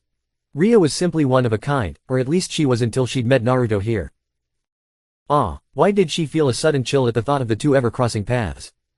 While both Naruto and Hestia were occupied in their own thoughts, Z2, seeing his only protection had disappeared, eked as several spikes attempted to pierce him. The clone shifted his body around the sharp extensions and moved back, almost blurring from sight as he scrambled to escape his original's rage. "Come back here, you little bitch!" Zetsu screamed as he shifted and grew, resembling an eldritch horror as several black spikes and tentacles launched themselves at the clone. The spikes struck true before a poof of smoke enveloped the clone, leaving behind a punctured wooden log. Zetsu quickly looked around and found an open window, with a black tendril barely getting out of it. The green-haired Uzumaki saw red. "Zetwo," he screeched and took chase, leaving both his father and the goddess behind in their trance-like state. Meanwhile, Luke, Talia, and Annabeth remained blissfully unaware of the happenings outside. They were content to have a good night's sleep under a roof after a month spent under the stars. Chapter 9. What the hell? Is that Kagaya? Oi, weren't you sealed? You speak of my previous shell, this is a different one, what do you mean? The one known as Kagaya Otsutsuki was nothing more than an extension of my true self with naught but a silver of my power, a medium to use whilst my main body continued to slumber. Who? No. What are you? You may know me as the mother of all earthly life, the one whose body you insects have chosen to inhabit and desecrate. I am Gaia. Memories of an Age's End. Auntie M's Garden Gnome Emporium, 3rd of September, 2000. And then, after scaring me half to death, the little brat had the nerve to laugh at me. Zetsu heard his father exclaim before the ensuing giggling of their guest emitted from the inn. He had just come back from reassimilating Z2 into him. The clone had proven to be every bit as crafty as the original. Unfortunately for it, as soon as Zetsu's rage subsided, he had remembered the fact he could simply remote control his duplicates and simply did so. "Zetsu, you've finally come back. Come here and introduce yourself to this lovely young lady." "You foo. Hestia held a hand to her mouth as her cheeks colored a bit. "I think you'll find I'm anything but young Naruto," she said modestly, only for the blonde man to wave his hand dismissively. What do you mean? I'm the old man here." "Bahahaha." The man laughed. Seeing the previous tension in the air had dissipated, the green-haired Uzumaki decided to join in on the conversation. "Pops, what were you talking about?" "That. Oh, I was telling Hestia about that time, your brother, remember little Maui?" At Zetsu's nod he continued, "Anyway, I was talking about that time he faked drowning in the ocean. Took after his old man in the pranking department, that one." "Bahahaha." The man slapped his knee as he reminisced about one of his sons. Zetsu nodded at the answer. He indeed remembered that one, and although he was more obnoxious than he'd liked, his little brother was still one of the best people he had met. The legacy he'd left behind among the people of the Pacific ensured that, myth or not, Maui would remain a beloved figure to everyone who heard his story. After Naruto calmed down, he finally gestured for his son to sit next to him. "Yano, Hestia-chan here," the woman in question raised an eyebrow at the honorific, "has told me an interesting story." Zetsu began to pale in dread and made to escape before feeling his father's hand grip his scalp and freeze him in place. A story which my dear boy conveniently forgot to mention in his recounting last night. About how my son, who I know I've raised better than that, has gone and committed petty theft and driven her poor sister to hysteria. Naruto's tone, coupled with his glowing eyes, gave him a menacing vibe. It wasn't me, Pops. My stupid clone did that," the younger Uzumaki pleaded. Wham! Ow! Boy, Hestia jumped in surprise at the blonde's sudden movement. He moved at high speed, letting go of Zetsu's scalp before delivering his patented chop of fatherly disappointment not a nanosecond later. "Unlike my clones, yours are technically other versions of you, they would literally do anything you would, Zetsu. Not only that, but you also went and committed the greatest mistake you could possibly have." The father scolded his son. Hestia nodded in agreement and gave a look of understanding to the blonde. Although somewhat harsh, she could understand the boy needed to be disciplined. He's a good parent, she thought, impressed, and was once again reminded of her mother. Naruto's hand raised in the air and delivered a second, just as intense, chop. Wham! Oh. Pranking 101. Never get caught, and if you are, shake off the blame. You took back the clone before he could face justice. What is this, amateur hour? The sage threw up his hands in exasperation. Zetsu for his part nursed the growing lump on his head with both hands. I'm sorry, Pops. Don't apologize to me, you idiot. Ah, Hestia mentally gawked at the outrageous actions. Never mind. It seemed the man had more layers to him than she had thought. Not even their exchange earlier that day could truly prepare her for his unpredictableness. A very strange man indeed. Well, now that this is over with, Naruto said, before once again grabbing his son by the head and forcing him to bow alongside him, I wish to formally apologize for my son's behavior. If I meet your sister, I will make sure he apologizes to her and compensates her for the damages, the man said resolutely. Sorry for the trouble, both father and son said in the same breath. The goddess stood a little surprised. It was unnerving for her to see someone so powerful bow their head to her, or even act so much unlike her expectations.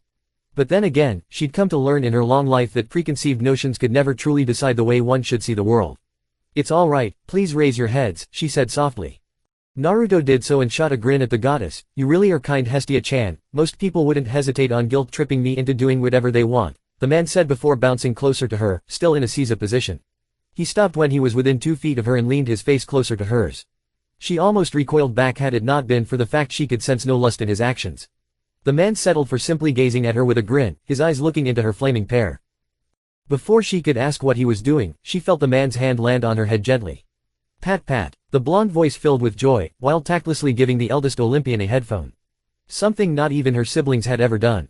Oh, the goddess flushed a golden color in embarrassment, and reflex took over. Slap.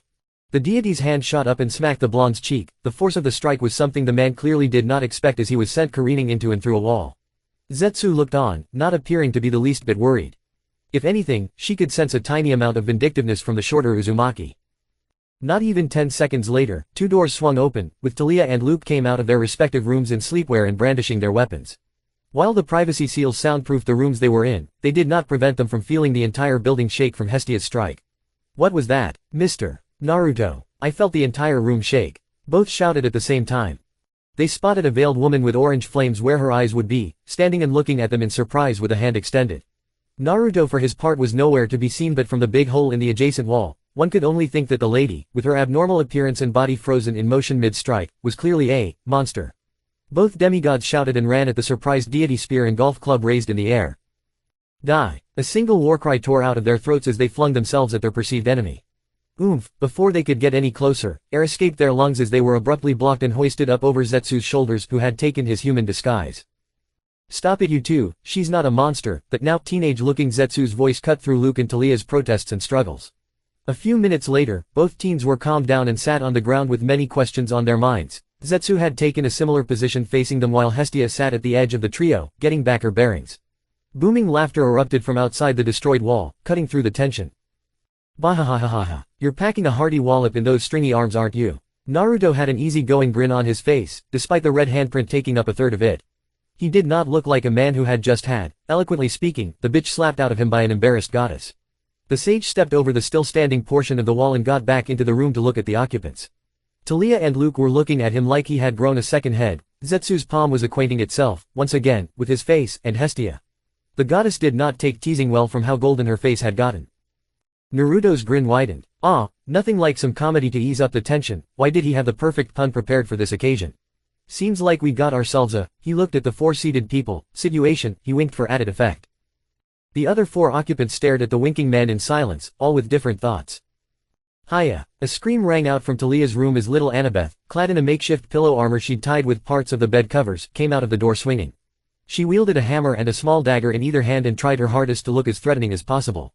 Silence reigned once more. Naruto's face was still frozen mid-wink. No one spoke for a few seconds.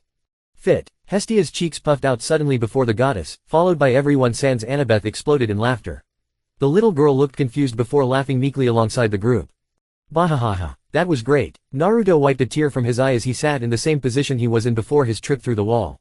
You foo. Indeed, I have not laughed like this in quite some time. Hestia's face was still flushed, but this time from sheer mirth. Her statement drew a shocked look from Naruto. That's a darn shame, he faltered when she held up a bar of soap threateningly. I mean, one should always laugh. Makes living fun. Ha ha. He laughed uneasily. Well, you'll be surprised at how dull Olympus can get. If it wasn't for the occasional fights I have to break up or my nephew's TV show, I doubt there would be much for me to do, the deity said somewhat melancholically. Slam. Everyone sans Naruto and Zetsu jumped in surprise when the blonde slammed his palm to the ground. A tense atmosphere enveloped them as the man's hair hit his eyes. That, he said slowly before raising his head, revealing a smirk, is unacceptable. Tell you what, how about spending some time with us? Wah. But. Pops, you can't. Shush, the man's words silenced any protests Taliah, Luke and Zetsu might have had. Annabeth for her part had retreated back to her room to read, after taking off the in Naruto's opinion adorable outfit, much to the man's chagrin. Hestia-chan here has been nothing but a delight to be around. He ignored the groan coming from his son before continuing, the whole point of this trip is to have fun.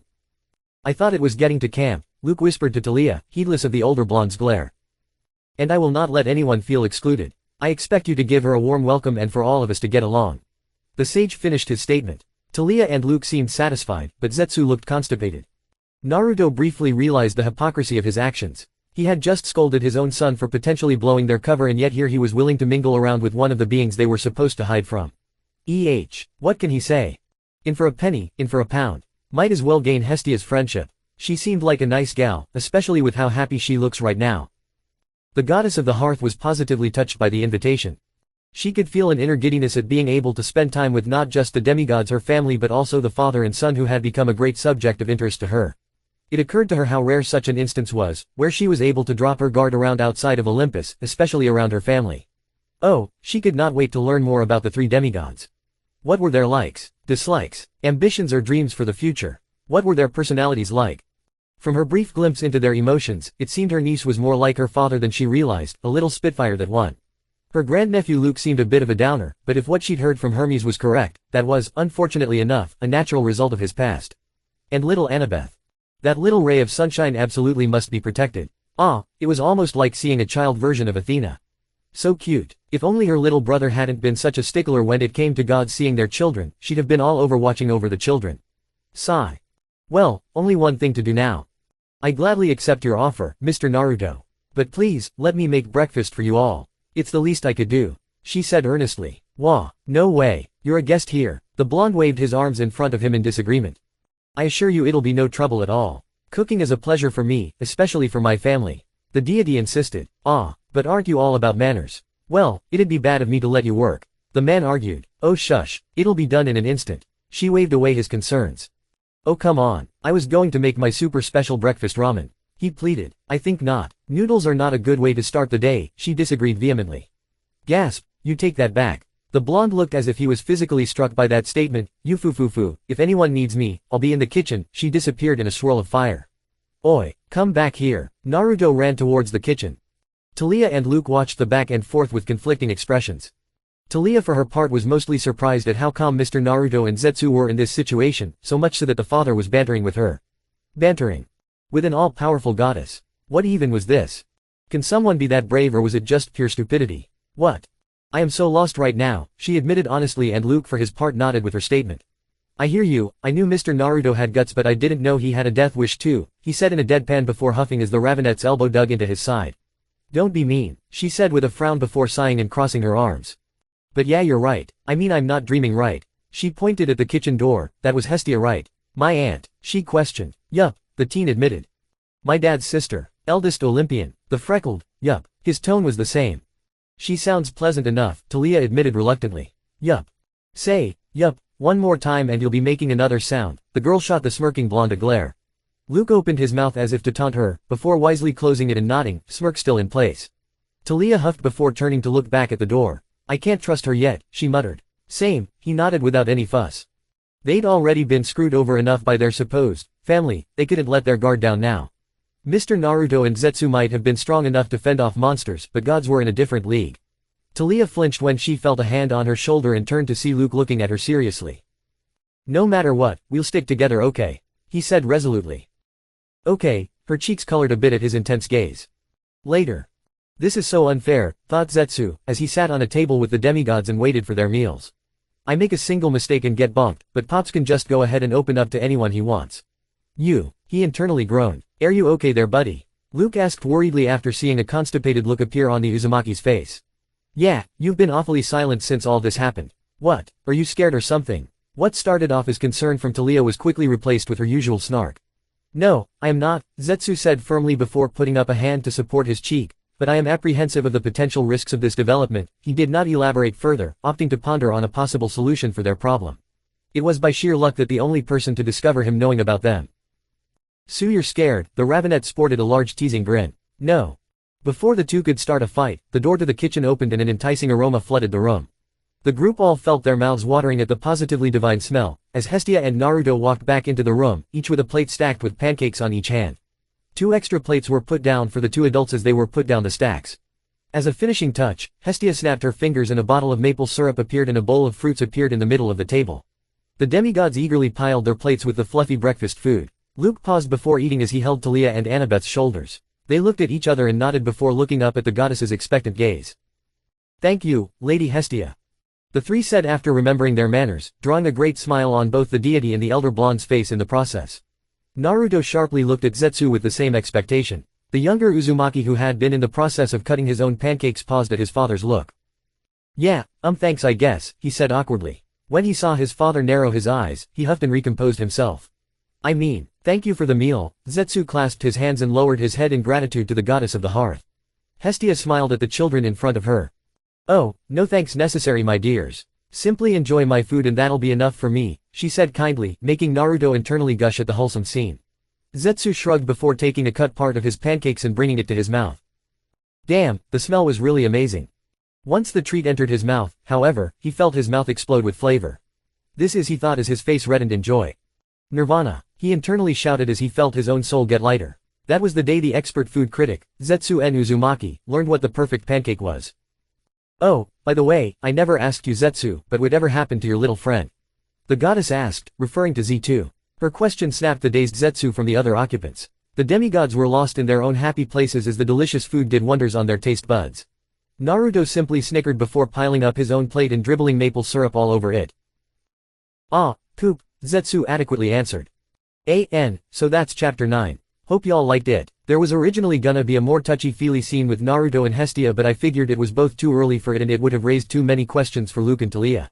I reiterate this very important piece of info I had said before. Naruto will not be paired with Hestia or any of the virgin goddesses. His potential pairing is already set. Leave a review to tell me about any potential improvements. Also, I got another omake for you all. It's a scene I had no idea where to put this chapter. Omake. Oh, Annie-chan to a pose. Naruto crowed at the girl, still in her makeshift armor, as he held a large digital camera with a Polaroid printer attached, and spammed picture after picture at different angles. The demi-goddess in question pouted at the man but obeyed him by raising her hammer half-heartedly. "Oh come on, you can do better than that. Where's the flair? Where's your panache?" the blonde urged Annabeth. What did panache even mean? Naruto didn't know, he just thought it made him sound fancy after he heard it once from a photographer on the street. "Mr. Naruto, are we done? The cushions are stuffy." The girl whined at the man. She even crossed her arms and stomped the ground. "How cute. In a sec and done. Bahahaha. This one's going in the scrapbook." The man smiled giddily while looking at the pictures. He finally selected one and waited for it to be printed. His statement got the attention of the 2 other demigods. "There's a scrapbook?" Talia and Luke asked at the same time, before blushing in embarrassment. Yup. And it's got the fun times we spent together." The man pulled out the printed picture and started rapidly waving it in the air. At the demigods' inquiring gazes, he moved towards one of the camping bags they carried around and reached into it, discreetly pouring chakra into a storage seal inside it, and making a large book appear in his hand, which he proceeded to pull out. The scrapbook was a large monstrosity that looked like something a kindergartner would put together, with sprinkles, colorful papers, and stickers. It had, "Vacation in America," spelled with dry macaroni. The man waved it around like one would do to a freaking college diploma before beckoning the kids over. The demigods approached Naruto as he sat down and opened the book, showing the kids pictures of different times, both embarrassing and memorable, that they had spent together as a group. Zetsu, who stood to the side and was already accustomed to his father's antics, huffed before making for the room's exit to occupy himself. Oh, look at this one. Back when Talia-chan admitted she couldn't swim, so we threw her in shallow water. Bahahaha. The blonde father's guffaws echoed, followed by Luke and Annabeth's laughter, while Talia joined in after pouting and huffing. A small smile appeared on the younger Uzumaki's face. After everything, his pops being happy was enough to quell his worries. Chapter 10. Naruto felt himself floating in an endless space, illuminated by various multicolored orbs from which emerged bridges of energy, flowing and disappearing into the abyss around him. He didn't say anything as he continued to look at the spectacle. It was, of course, only his own mental projection, something that his mind was experiencing while his physical body lay in a meditative state, not moving a single muscle. He didn't know how much time had passed since he'd been here, having lost all sense of time in this exercise. Damn, I wonder how Kurama and the others are doing. He missed spending time with his siblings, but this was a necessary sacrifice to attain the power he needed. As Naruto passed by some of the shining orbs, his mind went back to the start of this training. Upon releasing Kurama, Naruto could safely say he'd physically been at his weakest since the time his partner was forcefully extracted from him back in the Fourth Shinobi World War. It was only then that he'd come to terms with his situation, he'd realized how utterly fragile he'd become. Sage or not, it was a hard pill to swallow that Kurama had been the biggest reason for his previous strength. That fact was unacceptable to Naruto. Gaia. Gaia had opened his eyes to the existence of godlike entities in the world, it had shown him just how high the stakes were, as crazy as that is. If he wanted to protect his precious people, he would need to be strong enough to fight the entire world. So, seeing as he was immortal, he trained. He trained harder than he ever did, trying to master the techniques he knew and the different arts he learned over his travels after the war. What he was doing right now, had honestly been a gamble. An attempt to reach a level beyond sagehood, to surpass the limits and weaknesses of sage mode, and reach new horizons. He had gone into a meditative position and hadn't moved since. Eventually, his mind went blank, there were no thoughts to speak of anymore, nothing for his mind to see but nothingness. And suddenly, he found himself here. Floating, swimming. With nothing but these strange apparitions to distract him. Hesitantly, Naruto raised a hand and let it be engulfed in one of the flowing rivers of energy, and suddenly he felt something pulse and course into his very being. He trailed off in awe while looking at the different orbs. He pulled his hand back which was now attached to the glowing energy, letting him stay connected to one of the larger orbs. He raised his opposing hand and with a thought, a small ball of flames manifested, looking like a miniature sun. He looked again at the orb he was linked to and saw it resonated with similar energy. With another thought, the small tendril of energy was cut off and the ball of flames disappeared with it. The blonde-haired man raised that same hand again and touched another glowing river, this one colored a light blue. A different orb, one that emitted vapor and felt cold to the touch appeared in his unoccupied hand. He could only come to one conclusion. Those are domains. Preview to perfect sagehood. Olympus Athena's Temple, 3rd of September, 2000. Books, documents, and papers of all sorts flew around the large library making up the goddess of wisdom's temple.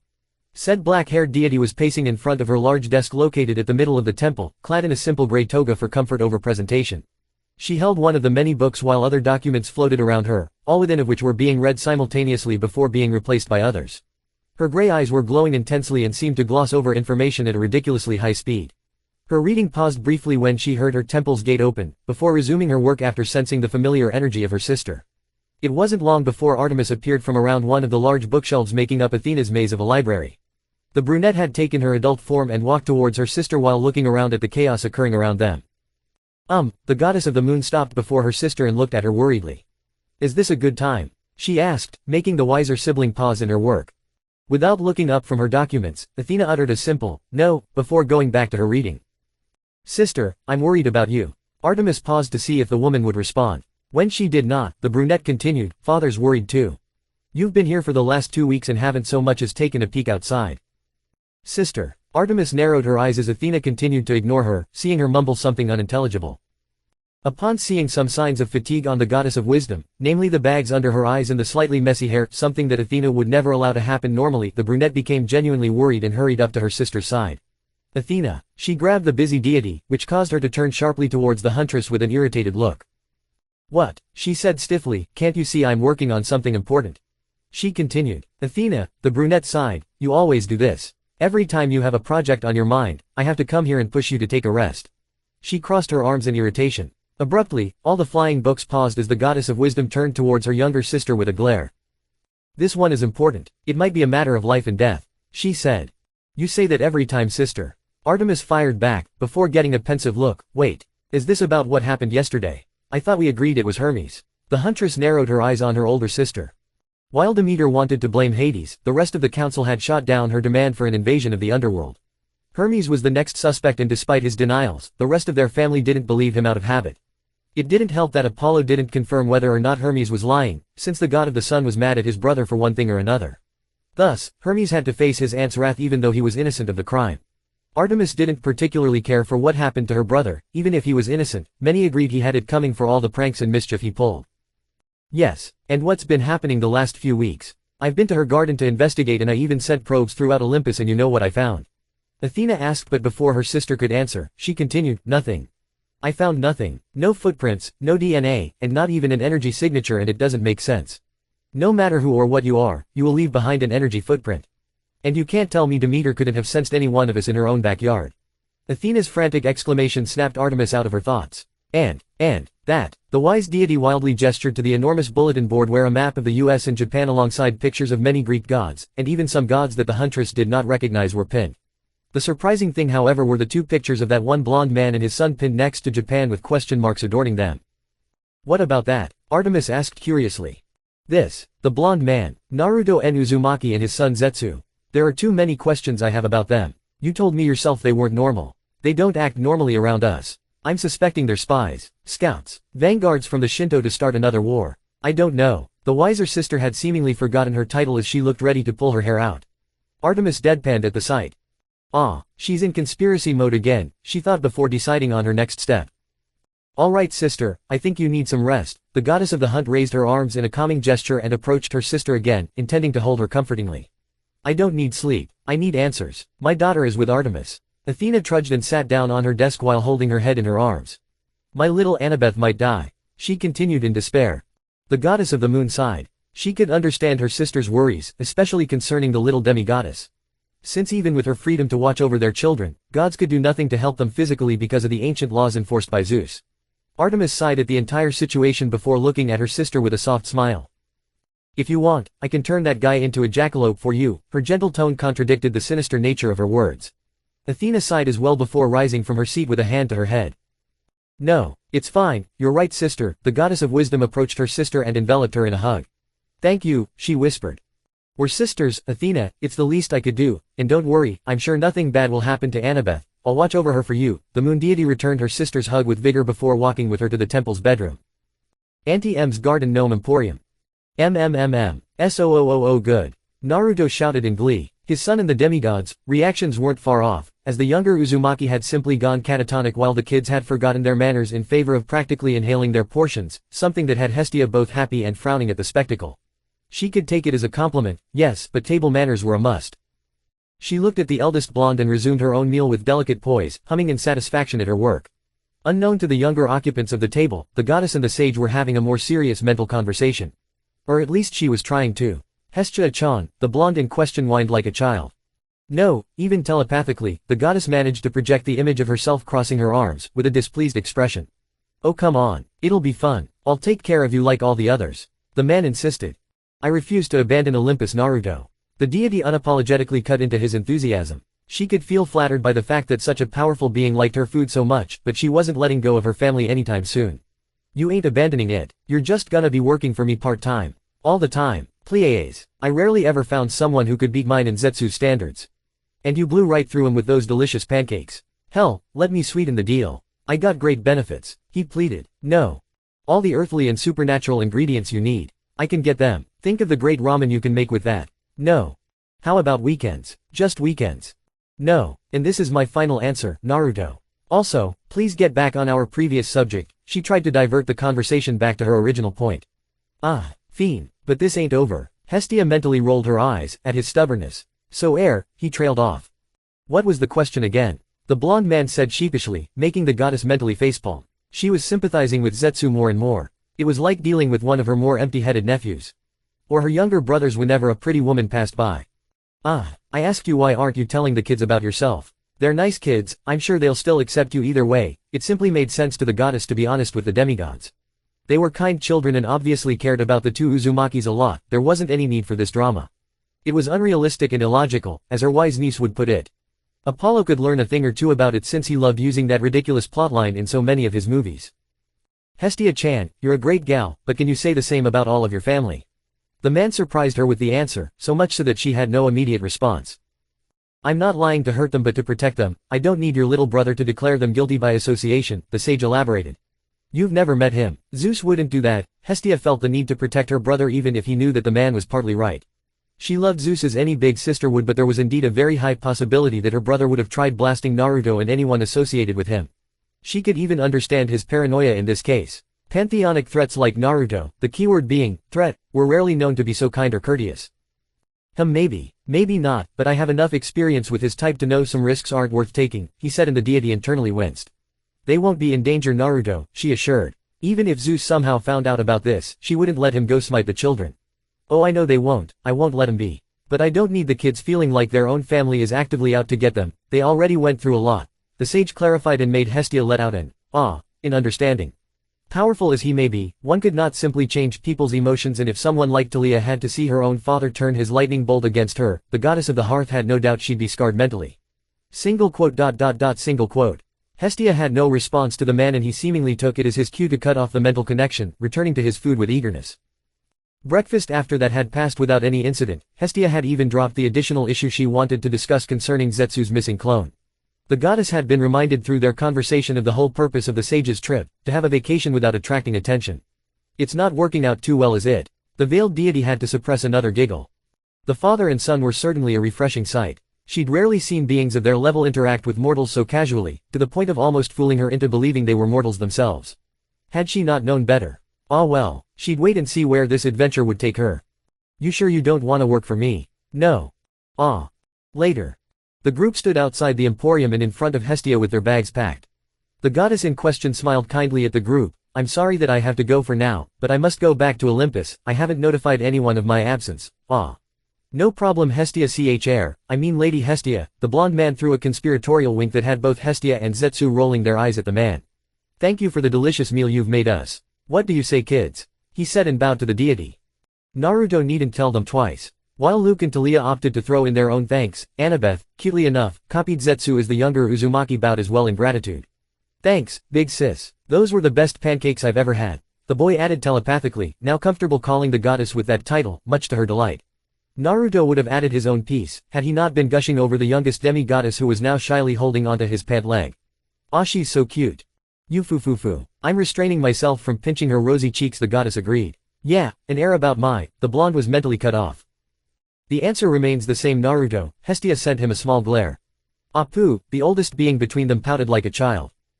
I'm sorry to bother you, Lady Hestia, but before you leave could you show us where Camp Half-Blood is?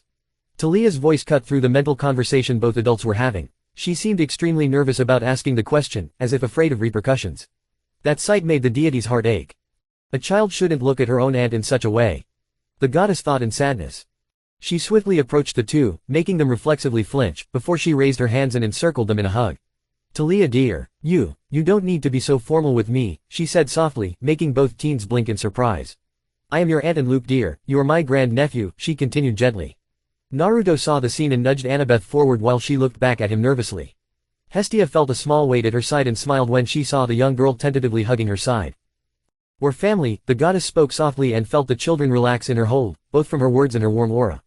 After a few minutes of silence, they separated before the goddess held both teens by the shoulders, while Annabeth went to stand between them. Go to Montauk, at the end of Long Island, Hestia said as she conjured a small piece of paper with an address written on it and handed it to Naruto. Camp Half-Blood Hill, Farm Road 3.141, Long Island, New York, 11954, the man read with a raised eyebrow. Well, that's that. Let's go, kids. We have a long journey ahead of us. The elder Uzumaki cheerfully declared, ushered the kids to the row, and had Zetsu follow them. Thanks, Aunt Hestia. Thank you, Hestia. Thanks, Auntie, were the final words of Talia, Luke, and Annabeth respectively as they trudged away with Zetsu moving after them as well. Thanks again, big sis, the younger Uzumaki muttered when he passed by her, not sparing her glance even though the deity could see his cheeks color a bit. Hestia's heart soared at the words, and she internally swore to watch over the group.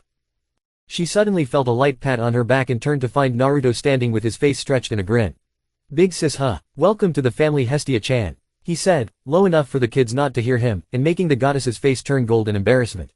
Shush, she gave him a glare and only received a chuckle in response. The sage stopped laughing abruptly and turned to her with a serious expression. Both entities seemed to be having another mental conversation with each other before Hestia nodded with narrowed eyes and snapped her fingers. Naruto for his part, sent a pulse of chakra through the ground, locating all the statues in the yard, before another pulse had the stone structures sink into the ground, leaving several mounds of dirt. Hestia looked around in amazement as small rock slabs rose at the edge of each statue's grave, acting as a makeshift tombstone, and turned to the man with an appreciative gaze. Nodding to her gratefully, he clasped his hand before him and uttered a short prayer before leaving to join the kids, who had, in the demigods' cases, been subjected briefly to the goddess's control over the mist. Blocking any sound or movement that Naruto's technique had made. The sage suddenly stopped a few feet away from her, making her raise an eyebrow and wonder if he forgot anything. He disappeared suddenly, and before Hestia could wonder what was happening, she felt a familiar weight on her head. Pat pat, she heard the man exclaim and run off with a laugh before she could deliver any just retribution for his embarrassing actions. The goddess sighed with a furious blush at the sage's antics. She looked at the group's retreating backs and silently wished them good luck, before teleporting away with only 3 questions on her mind. What manner of chaos would unfold if anyone else were to discover them? Who could such a powerful being be praying to? And more alarmingly, did she just get adopted? What? Chapter 11. A myriad of colors flowed from the orbs floating in the void. Naruto floated in a seiza position as the colorful rivers of energy came and converged all around him. The sage felt his chakra drain little by little as energy, or should he call it chakra as well. It was certainly similar enough, flowed between his palms and began to be molded and shaped. First, a small white orb containing a rotating storm of power manifested, and the blonde almost felt his hands vibrate from its intensity. It was crushed before the palms separated, and between them laid another orb, this time fiery brown and glowing, with what looked like beads rotating around it, each with their color and evidently, their element.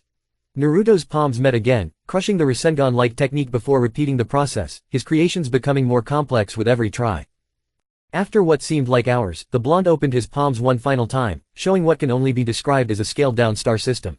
A fist-sized orb glowing white was orbited by hundreds of bead-sized globes of every color of the spectrum, all of which were encased in a translucent white bubble. Naruto's eyes shined in amazement at the sight. Galactic Rasengan. No, Karamed laugh at me for it, too lame. Bahahaha, that damned fox. The sage laughed as the technique was dispelled and the energies making it up returned to their respective domain. He could feel his body changing as time passed, the density of his muscles and skeleton skyrocketing under the effect of sage mode. The dark orange markings he had around his eyes had spread on his body, looking similar to flame-like tribal tattoos, another effect of his stay. This was the longest he's been in sage mode since he's learned it. How long has it been since he's been in this state? Since he's been in this void? A year? A decade? A century? Maybe more. Were the Biju lonely without him? Were they arguing? He missed them. He looked around him, gazing at the multitude of domains he hadn't touched. He'd come to learn those were what he would call abstract, or conceptual, domains. Things like love, wisdom, madness, and many other aspects of the human spirit existed as orb-like apparitions, just like the more tangible or natural domains. He refused to use or connect to those, or at least the ones that changed someone's spirit. He'd fought an entire war against someone whose sole purpose was to take away everyone's free will, and he would die before lowering himself to the same level. His musings were interrupted as he felt the void, impossibly enough, shake around him. The domains were vibrating in place erratically, almost as if they were shivering from fright or excitement. Suddenly the sage felt it, beyond the domains, beyond the seemingly endless expanse of space. There was something or someone there. Gaia, the Jubi. No presence had ever made him feel so small before. Whatever it was, Naruto felt simultaneously relieved and terrified from it. He could not explain it, but the instant he felt its gaze on him, it was like every speck of power he held vanished. He became an ant awaiting to be crushed underneath a giant's foot, and yet, despite that feeling, something instinctively told him the being wouldn't harm him. Naruto did not know when his body had moved, but he'd suddenly found himself in a kowtowed position, lowering his head in complete submission in the face of supreme power. The nature of the being became clear to him, the answer appearing in the back of his mind. With not a shred of doubt in his voice, he uttered the name. God. Preview to perfect sagehood, meeting the one above all. Olympus, Demeter's temple, 16th of September, 2000. Hestia brought the cup of tea to her lips, she sipped it and hummed in pleasure at the rich flavor. Another sip was heard from the seat next to hers as her younger sister, the Queen of Olympus herself, sat in a simple yet regal purple toga and sipped from a similar cup. This tea is delightful, sister, Hera commented kindly, gaining a smile from her eldest sibling. The pair sat in silence, simply enjoying each other's company. Hera was usually described as regal, if not cold beauty. Even the myths pictured her as hardly approachable to anyone, even her family. But few were the ones who could get her to lower her guard completely. Her sisters, mother, and daughter Hebe were the only ones she ever felt truly comfortable with. Her husband too, most of the time. It's not like she'd wanted to be, as that stupid son of hers so eloquently put, the head bitch of Olympus, but them damn it. Her family, most of it anyway, made it hard not to be angry or frustrated 24/7. It sometimes felt like she was running a menagerie. If it wasn't the men in the family either chasing skirts or starting fights, it was her and the others' marriages causing her a headache because of how dysfunctional they were. Or the demigods. Them damned demigods. So yes, the goddess of marriage was pretty stressed. Tea time with her sisters was one of the only times she could feel genuine relief and remove the load she carried off her shoulders. Which is what she was doing right now, with Hestia, the kindest person she'd known next to her mother. And her sister Demeter. Before whatever happened half a month ago happened. Sister, are you sure you don't want any tea? The goddess of family hesitantly broke the silence and looked at the third daughter of Rhea. Hera understood her hesitance. The goddess of harvest had changed ever since she'd been, as she'd put it, violated by either Hermes or whatever mysterious culprit had invaded her sacred protégé. She'd become increasingly paranoid, jittery, and frustrated. She refused to exit her home, which had almost become a penitentiary. With servants stationed at all times around the premises, security systems added by Hephaestus himself, and even a horde of mutated houseplants. Yes, the Queen of Olympus had not wanted to come to Demeter's place and only did so because her sister refused to come out. No, the blonde goddess in question answered curtly, frustrating her younger sister. Demeter, unlike both of her guests, was not sitting in a comfortable armchair or wearing a toga. Oh no, the blonde goddess had seemingly taken a page out of Ares' book and taken to wearing military-like attire in her own home. She was posted at the nearest window with her head fixed on the garden, fingers tapping on the windowsill anxiously. Neither the queen nor the last Olympian had any words for that behavior. Frickin' little thief, just try and take my precious greens again, you us damned. Demeter trailed off as she muttered under her breath, unaware of her sister's progressively worried stares. Hestia, in particular, was facing an inner predicament. She initially figured that her dear sister was simply going through a phase, that the paranoia would subside with the thief's absence. Clearly, that was too much to hope for, because the middle daughter of Rhea had gotten worse. She briefly debated on the idea of simply outing Zetsu's existence, if only to have her sister return to her senses, but simply imagining the catastrophic results of such a decision made her hesitate. Even if she somehow got the two to keep quiet, the goddess of the hearth knew very well that Demeter was almost as vindictive as Hera. She would teleport to Earth and attempt to either kill or curse Zetsu, resulting in the boy's father getting involved, and the subsequent escalation of the conflict into a potential interpantheonic war. Sister, do you need to talk about it? The eldest Olympian asked with worry. A brief silence enveloped the three, as Hera awkwardly sipped her own cup, before Demeter, almost robotically, turned her head towards her siblings. Hestia's resolve weakened upon seeing the bags under the blonde's eyes. What's there to talk about? You know very well what happened, and unlike Zeus, she bit out the name so viciously, one could have mistaken her for the god's own wife. I am going to do something about it, she said with finality. My husband's incompetence aside, Hera started, earning a snort from the goddess of the seasons. Don't you think it's a bit excessive? The place looks like one of those mortal military bases for U.S. sake. She commented while waving her hand around. No, the blonde goddess started before raising her arms in the air exasperatedly. You don't get it, Hera. I tried everything. I just don't understand how that intruder got through. My only guess was Hades because of his helm, but no, he was apparently out shopping with Persephone, and too busy to screw me over, sister. Hestia interrupted with a slight glare. Frustrated or not, there was no reason for rudeness. I know, sorry Hestia, but it's the truth. Hades is the only one able to do this undetected. Unless Hermes stole his helm or, she waved her fingers, tone growing hysterical, a spy. That word made Hestia pale, unnoticed by the other two. That's right, a spy. It's the only explanation. Maybe the Norse or Demeter's theory was interrupted as her younger sister got up abruptly and walked over to her. Alright, I think you've stayed up long enough. Hera, with a tone she used strictly when speaking to her own children, went over to the hysterical goddess and guided her away to the temple's master bedroom. Hestia was left alone with her thoughts. The eldest Olympian was utterly lost on what to do. She knew revealing Naruto and Zetsu's existence would cause cataclysmic chaos in Mount Olympus not seen since the Titanomachy, but leaving the issue hanging felt like a betrayal to her own sister. Maybe mother would know, she thought as she followed Hera to put their sibling to bed, resolving to visit the Titan Queen for advice. Howell Township, New Jersey, same time. Zetsu groaned for the 57th time that morning at the loud laughter of his father. It wasn't Pop's fault per se, but the new addition to the group, someone that had joined them about a week ago when he came across them, had something that his father found interesting. The very moment Grover Underwood uttered his name, Zetsu's face had gone ash-white as a positively menacing grin overtook the elder Uzumaki's face. Oh, and what a positively clover name you have. That was the first of so many plant-related puns, and Naruto wouldn't stop anytime soon. Oh no, no.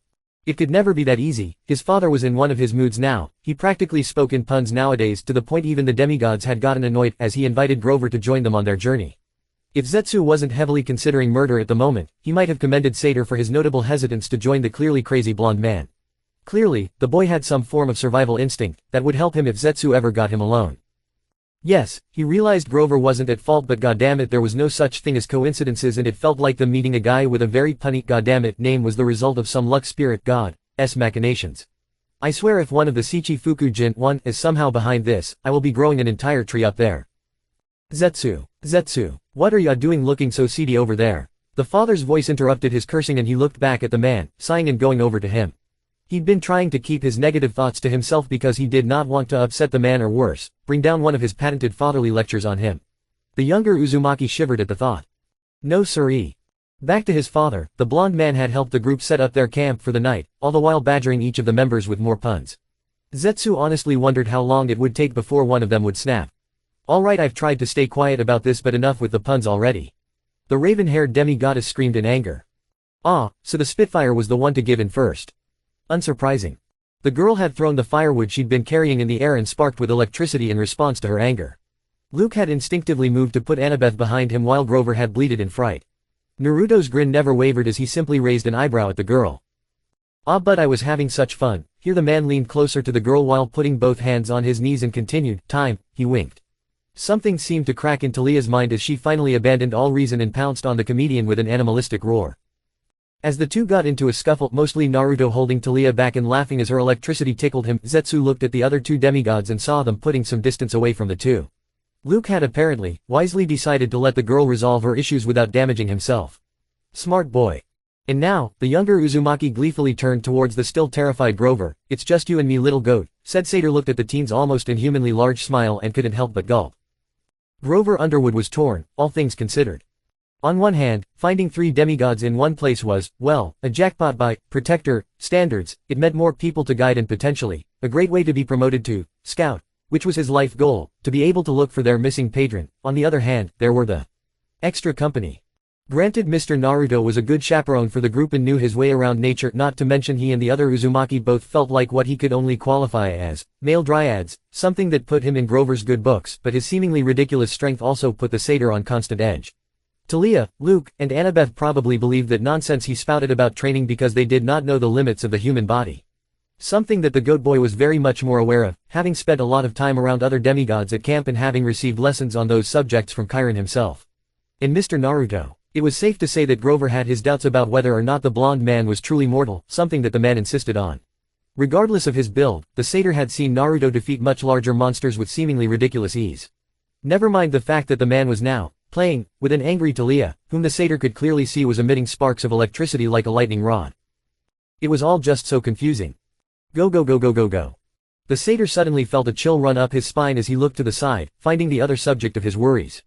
Another blonde teenager looking to be Talia or Luke's age, one that looked at him, his whiskered cheeks, a hereditary trait from his father who possessed the same ones apparently, stretched into an unnaturally large grin with an uncomfortable twinkle in the boy's blue eyes. Yeah, that was another issue. Zetsu, Naruto's son and the one that acted almost as grumpy as Mr. D, was someone who gave him the creeps. Whatever it was, the teen had found an issue with him and kept giving him dirty looks. The blonde groaned in what looked like physical pain every time his father made a joke, something he did a lot. Not that Grover minded much, the plant puns were pretty funny and that the whole thing started with Grover saying his name. All in all, he felt like he'd offended the teen or at least gotten on his bad side for it, and he didn't like it. Hey, the satyr almost shrieked at the sudden voice. He turned around to see the subject of his worries gazing at him with the same unnerving smile plastered on his face. Go go go go go go. Grover bleated in terror at that positively menacing aura wafting off of the boy. This boy thing was making his survival instincts go haywire. Mind coming with me? I need to talk to you for a sec. The blonde pointed over his shoulder to a nearby shrub in the woods. The satyr noticed how it was conveniently thick enough to hide a body, and his knees began to quake. Stop it, Grover, think of what Dad would do. You gotta be brave and rational, not everyone is out to get you. The protector shook his head before looking at the teen and nodding firmly. With renewed vigor, the satyr followed the younger Uzumaki to what may possibly be his end, or maybe his musings were cut off as a hand encircled his neck in a vice-like grip and lifted him off the ground. If Grover wasn't panicking and blubbering in terror, he might have noticed how the forest around them had thickened. He definitively would have noticed how the Uzumaki had gained a midnight black complexion, a demon-like appearance, and grown a few feet until he looked more like a spindly skeleton than an imp. Oh, and did he mention the tentacles? Those were a thing. Zetsu was inwardly feeling cathartic. Sure, Grover was not at fault for the pun bullshit, but he was the unwilling cause of it. And after suffering days of his father's jokes, some of which he felt breached some form of human rights, the sage had reached the limits of his patience. Oh, he knew, he was probably going to get in trouble for this, probably a repeat of the catastrophic infiltration mission, but right now, he could not give a rat's ass about his father's opinion. Glurk, the goat boy in his powerful grip gasped and trashed to free himself, but Zetsu wouldn't let up. He'd taken his father's distraction as an opportunity, led the satyr alone, then proceeded to transform back to his original form and then grow an inhumanly tall skeletal figure with elongated tentacles. Oh yeah, monsters from Lovecraftian lore had nothing on him. I'll say this once so you better listen, he hissed, decreasing the force of his grip on his victim so they could hear him. You have 2 options here, either you leave or you change your fucking name. Grover muttered something, or bleated again, the Uzumaki did not know. Seeing as the satyr was struggling, Zetsu sighed before dropping him to the ground. The goat boy scrambled away until his back hit a tree, but before he could scream, the Uzumaki extended his neck at lightning speed, until his face was in Grover's own. A black wooden tentacle wrapped around the boy's mouth to prevent sound from escaping. You scream so much and I will be having you for dinner. I love goat meat. Zetsu emphasized his point by opening his mouth, showcasing his row of sharpened teeth, before continuing, now what will it be boy? Leave or be called something less punny. When Zetsu removed his limb from Satyr's mouth, his victim had tears in his eyes and his face had gone ash white. Yet despite his chattering teeth, he managed to utter out a meek, I can't. Can't what? Option 1 or 2, the Uzumaki asked harshly. B both. Spikes suddenly came an inch from the boy's throat as he elaborated in panic, I'm a protector. I can't leave demigods behind. And my name is part of a sacred tradition. Zetsu blinked at this. Duty, he could understand, but tradition. Was this fool seriously risking death over something so trivial? Explain, the sage hissed. And Grover explained, he poured his heart out, telling Zetsu about the story of Pan, the god of nature in the wilderness, the satyrs and nature spirits' long-lost patron god, and their mission to find him again. As well as the sacred tradition to name themselves with terms close to nature in some way to honor him. Oh woe as he was sad, if Zetsu had a higher capacity for empathy, he might have shed a tear. He was sarcastic of course, he couldn't give less of a shit about some missing god, but the story did shed new light on the subject, although Zetsu would rather call it anything but light.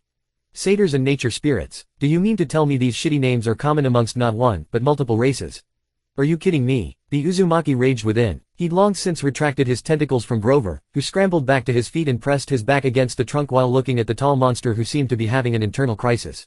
Which Zetsu was, if his hands almost tearing his hair apart were any clue. Fuck. What the hell do I do about this? I cannot take Pop's shitty jokes on a bigger scale than this, he screamed internally. What the fuck do I do here? Pan, he's the reason. Finding him would make him stop right. But how the hell do I write? Zetsu slapped his forehead in realization. Grover didn't know what to do in this situation. He feared running away would have that monster on him like a predator and his life would be forfeit. Even if he seemed distracted right now, odds are he could smell his fear like a wolf.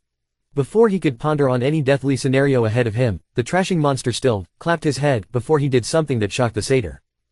For one, Zetsu shrunk from a height of 9 feet to a third of that size.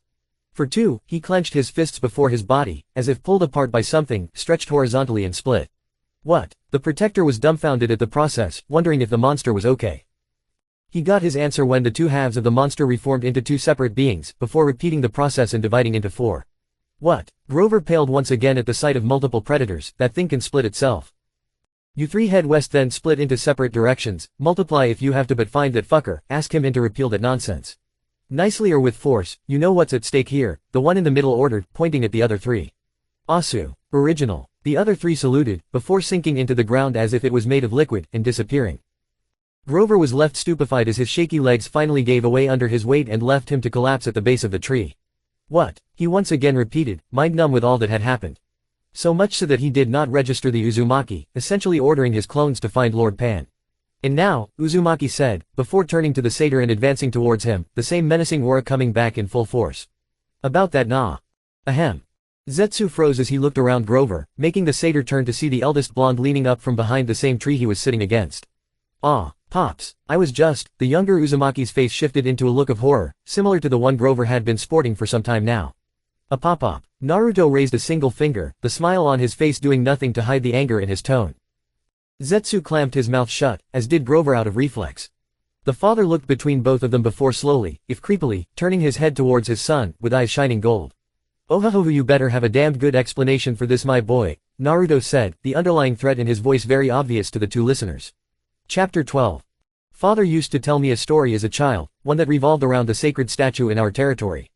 It was the same story that he'd been told by his father before him and the one that has been passed down our clan for generations. The statue is a gift of the gods, father would say, and I would nod, asking for more as was common with young Kappas my age. It was the first head of our clan, the great hero Uzma Kappa, who found it and brought it back to his family as a gift. It is said that when Lord Uzma deposited the statue in his cucumber field, his garden was bathed in holy energy. It is said that for that year, and the year after that, the produce of cucumbers greatly increased and Lord Uzma's children rejoiced. It is said that the statue brought life in all forms to Lord Uzma's doorstep.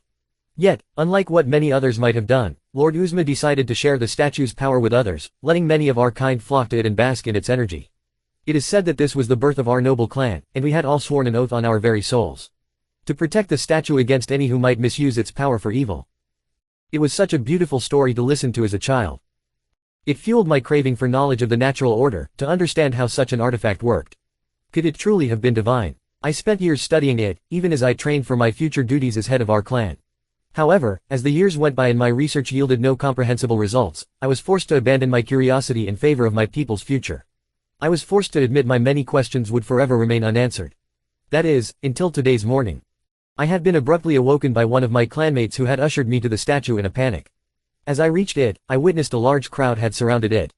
As I came to the front and saw the sacred stone, my eyes widened as I beheld a ghastly sight. A fissure had appeared on the statue's head.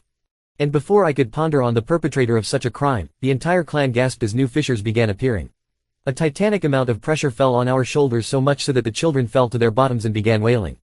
It felt like the entire world was shaking, tearing itself apart in an incomprehensible manner. And the pressure only grew with each new crack that appeared. Soon enough, all but myself had fallen to their knees, heads bowed and letting the water that filled their craniums escape and lose all of their strength. It was the ultimate sign of submission for a Kappa. Even as my legs shook from instinctive fear, all I could think about was my people. I had worried that our days of peace were coming to an end, that whatever was emerging would spell doom for us all. Did we make a mistake? Were we simply guarding the precursor to the end of all that we knew? Thankfully it was not to be. Any sort of fear we'd felt vanished as the stone finally crumbled. As it turned out, what happened next had baffled everyone, so much so that even now as I write these words, my mind keeps thinking it was all a trick.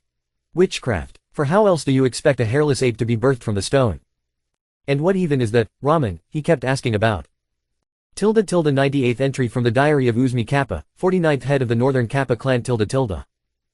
Howell Township, New Jersey, 16th of September, 2000. Terrified bleats filled the air of the small clearing at random intervals.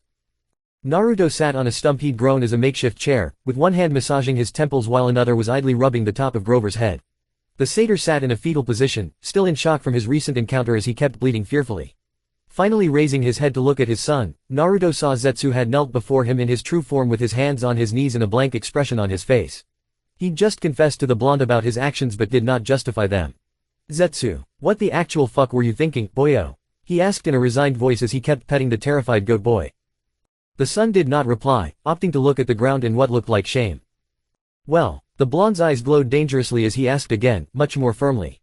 The green-haired young man sighed before resigning to just come out with it. I wanted you to stop with the puns. The father said nothing, opting to stare at his son incredulously.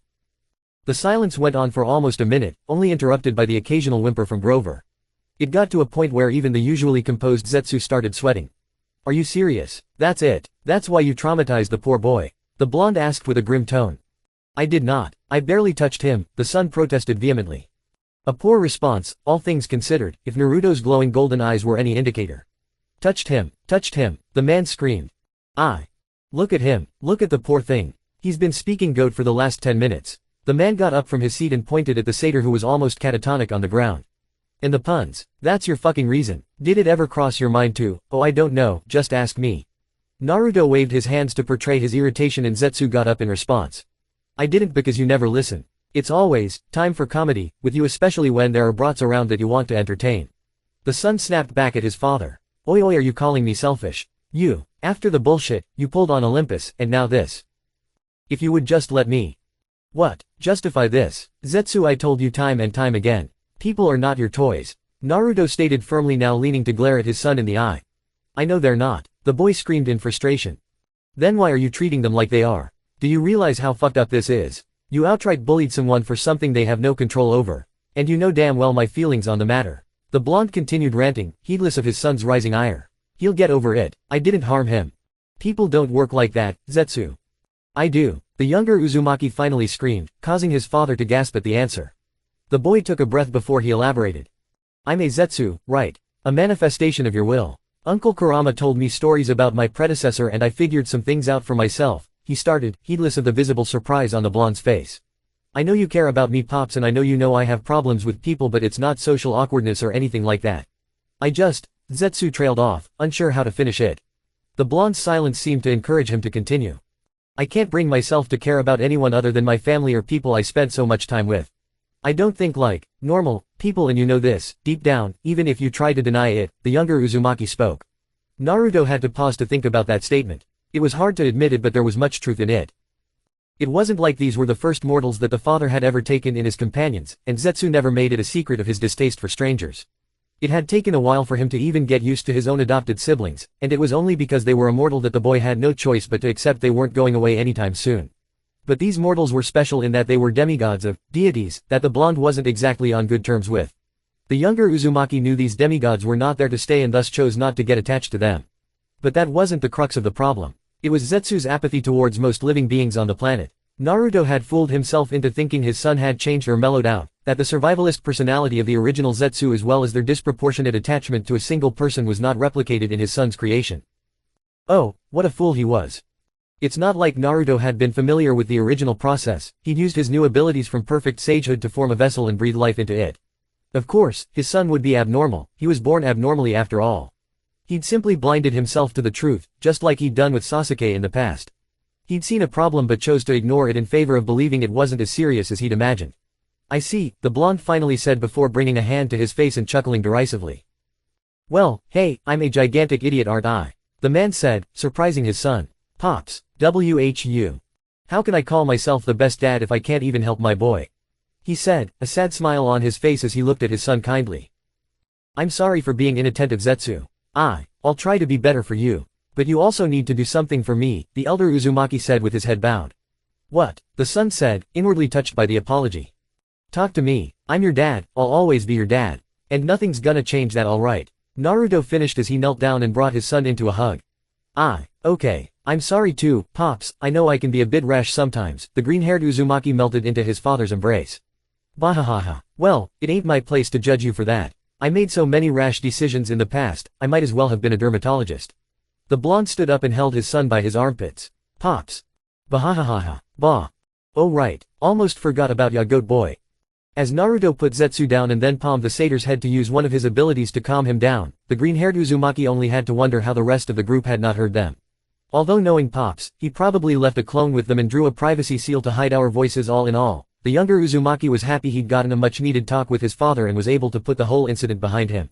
And Zetsu, don't think you're off the hook just yet. You ain't causing a war by shaking down that pan boy. Fine. Well, at least they could solve their problems peacefully. Zetsu shuddered at the thought of the man's fatherly discipline as he called it. And don't think I forgot about you calling our new friend, Big Sis. Did she win you over that easily? All it takes is one meal and you're buddy-buddy with people The man teased, making his son squirm in protest. Pops, no. Pops, yes, I'ma make sure to get you some nice food whenever you meet new people. Break the ice ya know. Bahaha, Pops. New York City, in an apartment building overlooking Washington Square, same time. Hestia, in her adult form, stood in front of an ornate oak door leading to the penthouse suite of a high-end building located at the end of Fifth Avenue, one of the most extravagant apartments in the Big Apple and the temporary residence of a very special person. She took a deep breath and steeled her nerves, preparing herself mentally for the dreadful task she was about to go through, asking her mother for advice. The act itself wasn't a bad thing, far from it. Hestia, like all of her siblings, loved her mother to death and considered her the most precious person in her heart, what with her warm and endearing personality and her sacrifices for her children. Oh no, she and her siblings always knew they had a safe haven to confide their worries to their mother. But it was the nature of her worry that she found a bit tricky to formulate. It was no secret the Titan Queen was a mother among mothers, she loved children and loved babying them. She especially loved it when her daughters or family members had children. Something that, unfortunately for Rhea, Hestia would never be able to give her. That did not stop the Titans however, who always urged her daughter to find a nice man and have lots of grandbabies with, both to see her daughter happy and to spoil any offspring she had. Well, that puts Hestia in a pickle. She had to ask for advice about a man. To her mother. All the while stressing the fact it was not for romantic purposes. Regardless of Naruto being a great father and potentially good husband, the goddess had an oath she had sworn herself to, and unlike some of her siblings, she stuck by her promises. Alright, no negative thoughts, think of how best to go through with this, make sure not to say anything vague, be precise and don't give her any false hope. With that thought in mind, Hestia raised her dainty hand and knocked 3 times. It didn't take seconds before the door was practically ripped off its hinges and the goddess felt enveloped in soft pillowy mounds. Tia, baby girl, how are you? The melodic voice of her mother echoed in the virgin goddess' ear. Hestia would have responded had her face not been smushed into the Titan's gigantic bosom. She was being carried even in her adult form to the point her feet could not touch the ground. Then again, that's what happened when a 7-foot-tall woman held up her barely 5-foot-tall daughter. It took Hestia's muffled protests and her tapping the taller deity's arm for her to be released. As she was let down on the ground, the goddess took the time to look over her mother. If there was any way to describe Mother Rhea, it would be as a benevolent queen.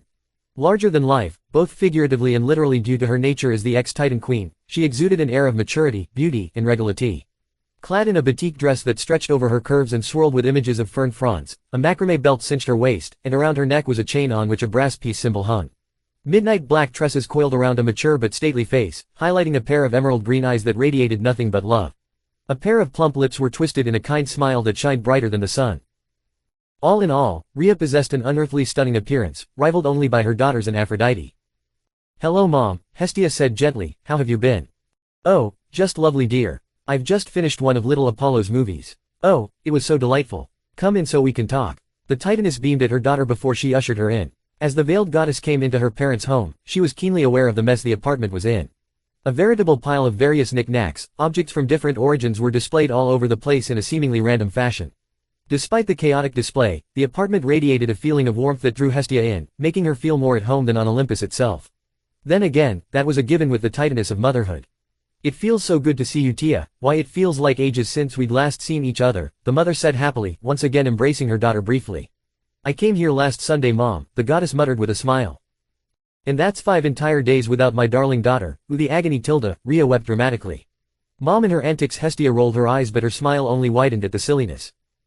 "Didn't the others come?" she asked before she realized she knew the answer. Hera would be busy with her duties and Demeter was. Well, she was the reason the eldest Olympian came today. "Not since Sunday unfortunately, although my little sunflower has been rather reclusive lately." "Did she get into a fight with Moon Pie?" The Titaness answered with a small worried frown. Hestia sighed good-naturally. "You know Demeter and Hades don't like these nicknames," she said with her lips upturned. The names were both embarrassing and amusing. Hearing the criticism, Rhea in turn rolled her eyes and waved a hand dismissively. "Oh pish posh, I'm their mother. If I had them suckle on my nipple, I can give them cutesy titles," the mother gushed, heedless of her daughter's protests. "So anyway, not that I don't enjoy every minute of your company, my little flame, but my mother's intuition is telling me this isn't a social visit," the taller deity said with a raised eyebrow, unknowingly copying a certain blonde.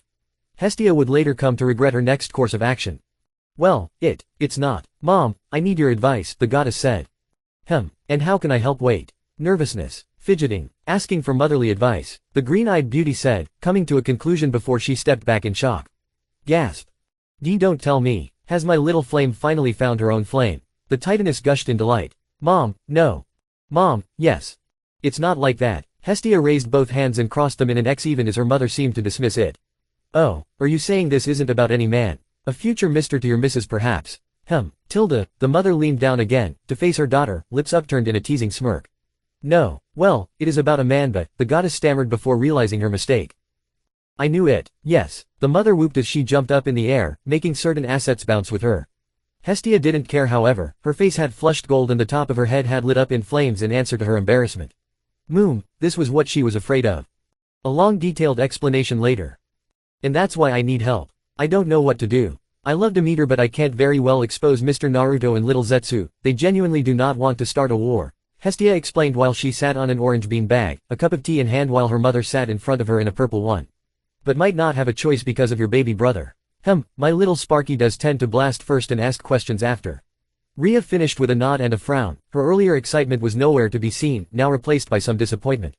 "So you understand the stakes here?" the goddess asked sternly. Yes dear. "Well, safe to say Tia, you put yourself between the frying pan and the fryer," the Titaness nodded to herself while tapping her finger on her chin. Hestia just rubbed her temples.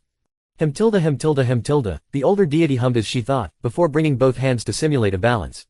"On the one hand, my little sunflower is in a bad place because that Naruto man's son was being naughty. Did you scold the boy?" "Didn't need to, the father did that too. Although he was just as mad about the act as he was about little Zetsu letting himself get caught," Hestia answered with a small grimace. Being a good father aside, Naruto seemed to have skewed priorities. The answer brought a look of intrigue on the green-eyed woman. Idly, she once again tapped her chin as she pondered on that new bit of information. "Oh ho, what a peculiar man. Tilda say, do you think I can meet him?" she suddenly asked. Her daughter put down the teacup in surprise at the request. "Oh, nothing problematic dear, I'm just curious about him. Other than your father and grandparents, I've never been able to meet a what do you kids call them these days?" Pantheonic threat. "Ooh spooky," Rhea grinned and wiggled her fingers teasingly. "Mom, this is serious," the goddess sighed at her mother's antics.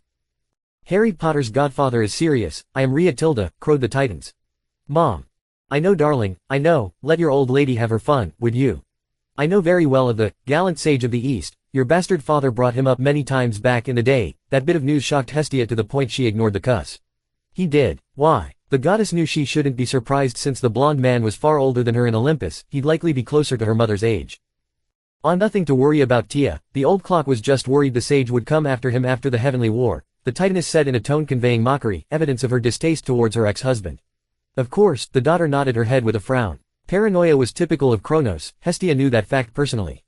You should have seen it. He kept throwing outlandish ideas to keep the sage out. My nephew even wanted to go fight him and test himself, but was held back by his father.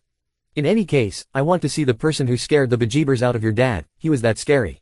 I always thought his myths were exaggerated like some of ours. Hoo. Rhea giggled in amusement as she remembered how panicky her ex had acted at the idea of oh absolutely, he might as well have been his boogeyman. Then again, the war between him and that Jade Emperor fellow almost erased Asia off the map. It would have spilled over to us had the Hindus not gotten involved, even the Hindus. Now that was a new tidbit Hestia was unfamiliar with. She always assumed the two sides came to a tie. She never even heard of a third party getting involved. Rhea nodded as her eyes glazed over in remembrance. The earth had shaken so much back then that Mother herself had prepared to intervene, but the Hindus decided to coerce the Taoists and the sage into a ceasefire. The goddess blinked in wonder. My word, I truly did underestimate you, Naruto, she thought as she focused back on her mother. Since you say he's a good person and since my little Tia is never wrong about these things, I figured I might meet him myself. Who knows? I could get a new board game buddy. Do you think he likes Scrabble? The green-eyed Titaness asked with a smile. I don't know, Mom. Look, we're getting off track. What do we do after you meet him? Well, that's easy. If we end up becoming friends, I could vouch for him in front of your brother. Less blasting, and less trouble. No. Are you sure that'd work? Hestia frowned in trepidation. There was too much to risk here. Of course not, darling, but either way, I'm getting some entertainment. The mother shot down her daughter and giggled. Mom, no. Chapter 13. The Journey to the West has always been acclaimed as probably the greatest piece of fiction to ever emerge from the East. Its author Wu Chung'an has written it as an allegory for enlightenment after taking inspiration from various Buddhist, Taoist, and Hindu texts. As one of the four great classical novels of Chinese literature, it has always stood as a national treasure to this great Eastern civilization and has served to inspire many popular pieces of literature and entertainment. Although one aspect of the book that always perplexes me is the lack of a solid reference for the characters of Sun Wukong. Amongst his many names were the Monkey King and the Great Sage equal to heaven. The one blasphemous demon whose actions lead him from a war with the gods down a path to earn repentance and eventually, enlightenment and ascension into Buddhahood. There were very few mentions, even in the most obscure or apocryphal of religious and historic texts of such a creature, barring the Tale of the Nine Lords. Many of the Monkey King's feats, however, whether it be the birth of stone, the strife with the almighty Jade Emperor, and even the storming of the underworld, were attributed to another figure, accrypted by the standards of historians and one of the lesser-known myths. The gallant sage of the East was known under many monikers as well. Although no personal name for the figure had ever been recorded, he struck a distinctly different figure from that of the Monkey King. To such a degree, one might dare to call Sun Wukong nothing but a caricature, a bastardized rewritten version of one of the champions of humanity. The following thesis will be attempting to explore through different sources, be it Shinto, Taoist, Buddhist, Hindu, and even Shaman and Tingru texts. The lives of both individuals will be laid bare in all the details that could be compiled and comparisons will be established between them. To distinguish the differences and parallels that exist between the fictional Sun Wukong and the mythical gallant sage of the East and to discuss the reasons for the different portrayals of the two characters. Extract from a thesis on history of Chinese literature by Dr. J.R., Hong Kong, 1956. Auntie M's Garden Gnome Emporium, 25th of September, 2000. At the creak of dawn, as the night sky started to light up gradually, a flash of silver illuminated the front of the building and its surrounding trees, startling critters and causing them to scurry back in their holes. Artemis, clad in a larger version of her huntress attire that fit over her adult form, observed the emporium with a critical eye. It's been almost a month since she'd last checked up on the gaggle of demigods and the two strangers that had caused her sister headaches. With every visit to Athena's temple, the option of turning the blonde man and his son into jackalopes had gotten more and more tempting. If only to prove to the wise goddess that no, the Shinto were not trying to brainwash Greek demigods into acting as double agents. Yeah. Athena was in a bad spot, which was why she had finally decided to be more proactive and simply uncover the truth. Turning the tourists into prey would be neat too. In any case, the goddess of the hunt, true to her namesake, had quickly found their current location and noted the extra companion they picked up. However, instead of confronting them, she had chosen to retrace their steps in the hopes of finding any significant clues they left behind to bring to her wiser sister. As such, she'd gotten here, in front of the place she knew was the lair of a certain snake-haired monster. She couldn't very well call herself the huntress if she couldn't keep track of her prey, now could she? She'd chosen to leave Medusa to her devices decades ago, as she looked to have been content to stay stationary and not actively hunt mortals or demigods, besides the unfortunate few that encountered her, that is. Oh well, nothing she could do about that. Breaking out of her thoughts, she let her senses sweep over the area, quickly noting a few oddities. The front sign on the ground, the destroyed far wall that looked as if something had smashed it from the inside, the multitudes of small stone slabs surrounding the premises, and the most intriguing detail yet. No trace of Medusa. Not a scent, sound, sight, or energy signature. None, zilch, nada. Huh, strange, she thought with narrowed eyes, putting her hands on her hips and adopting a sterner expression. The sight in front of her clearly meant a fight had gone down, on that Medusa had lost, but the issue lied with how she had lost. There was no way the three demigods could have beaten the monster and come out unharmed. One was not much older than a toddler, the other was a lanky boy who didn't look all that impressive, a satyr that looked like he would run from a fight with a poodle, and the last, but also probably the most likely cause of Medusa's disappearance, was a daughter of Zeus. However, the problem with such a theory was, again, the fact none of the group was visibly injured the last time she saw them. Medusa was akin to an ambush predator, and, as much as Artemis didn't want to admit it, the snake-haired monster would not be caught off guard by a gaggle of demigods without proper training. Which left her with. The deity narrowed her eyes and approached one of the several stone slabs to inspect it more closely. As she knelt before one, she saw no inscription on it besides a symbol engraved into it. A quick look at the others showed they all had the same symbol etched into them. A simple swirl contained within two concentric circles. The goddess furrowed her brows at the sight, attempting to recall anything that would relate to it. Unfortunately, nothing came to mind. Sighing at this, she resolved to take one of the slabs to Athena so she could analyze it. However, as her hands touched the stone, her eyes widened as she felt trace amounts of nature energy coursing through it. This isn't a natural stone, the goddess muttered in surprise. What she meant was that the stone itself wasn't taken from the ground by human hands but seemed to be formed by unnatural means. Wait, wasn't this place filled with statues before? The goddess hurriedly put her hands to the ground to send a pulse of energy out in an attempt to locate the missing statues. She was further surprised when she felt the telltale signatures of natural energy emitted by the petrified victims in the ground. In front of the slabs. It didn't take her long to come to the obvious conclusion, the slabs were tombstones. Her subjects of interest had apparently seen fit to bury the petrified victims, and erect a small memorial for each of them. This obviously raised a number of questions, especially considering Artemis knew that none in the group, bar possibly the demigod of Hermes, it could be a similar case to Pan, rare as it would be the satyr, an unlikely case as well considering she knew they could affect vegetation at most, or the two mysteries that had her sister running in circles. It seemed they weren't mortals after all. Looking once more at the stone, she briefly debated taking it with her before deciding, reluctantly, to respect the gesture towards the dead and leave the tombstone in place. She had new information for her sister, and she'd be lying if she said she wasn't more curious herself now. Unbeknownst to the deity, even with her enhanced senses, a pair of yellow eyes watched her from the shadow of a nearby tree, completely camouflaged in the darkness. As the goddess vanished from sight, only one thought dominated the spy's mind. I gotta warn the original. The hidden Zetsu clone, who had stumbled on the deity by chance, thought in alarm. Morganville, New Jersey, same day. Grover was high on life, he's had a wide smile on his face for a while now. And how could he not? He had found not one, not two, but three demigods. He felt like the luckiest satyr alive at the moment. He was practically a shoo-in for that sweet searcher license. Even if the three did come with their own set of problems. Like Talia's unusually strong scent, he'd assumed she was a kid of the big three but didn't want to get his hopes up, or the fact they had two mortals accompanying them, which wasn't unheard of. But with them smelling and feeling like his own kinsmen, as well as the shorter blonde causing some involuntary shudders to rack through his body, Grover had been left confused on what to think of the two. Were they enemies? Monsters in disguise? The three demigods did not seem to think they were dangerous, and if they spent months together prior to meeting him, that was probably the case. But he couldn't shake the instinctual feeling that something was wrong here. Especially with the younger Uzumaki. He felt a nagging sensation whenever he looked at him, as if there was something he should remember about him that he could not. Oh well, it was probably nothing but his jitters. Mr. Naruto, my feet hurt. Satyr tilted his head at the group's youngest as she walked up to the blonde father and tugged his pants, face stuck in what Grover saw as an absolutely adorable pout. Ah well, maybe I could. The nature spirit was about to offer to give the girl a piggyback ride, both out of a sense of duty and because the child was someone you just couldn't say no to. He was beaten to the punch by the, arguably, eldest of the group. Grover was in his mid-20s technically, but the man must have been older to have raised a teenage son.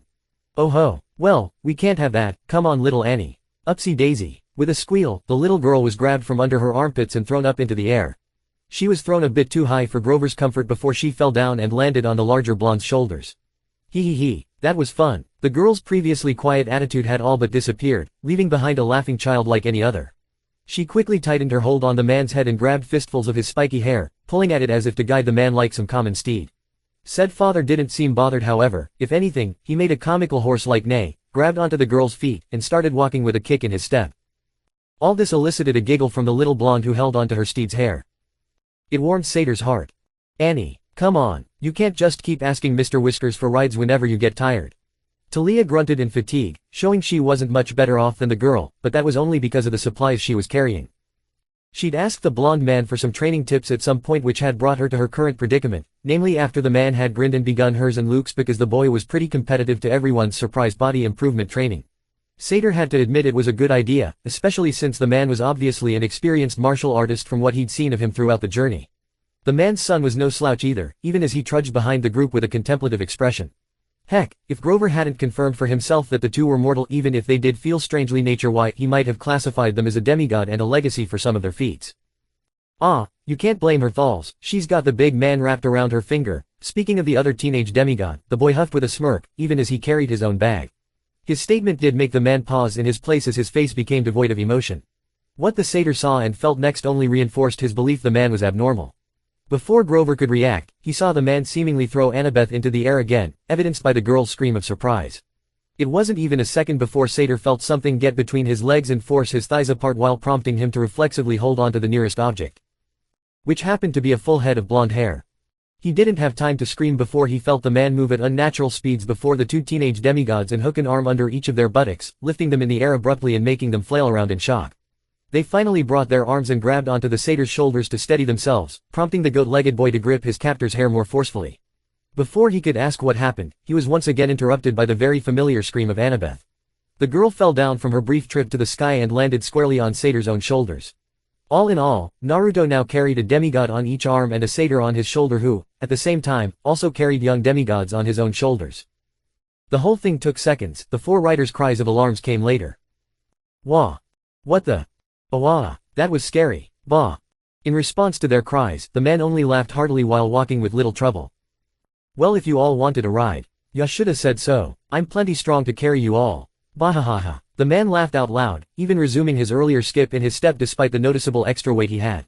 Oi, Zetsu, do you want to go to Boyo? I could put you under Goat Boy. Naruto asked his son while Grover himself bleated in protest.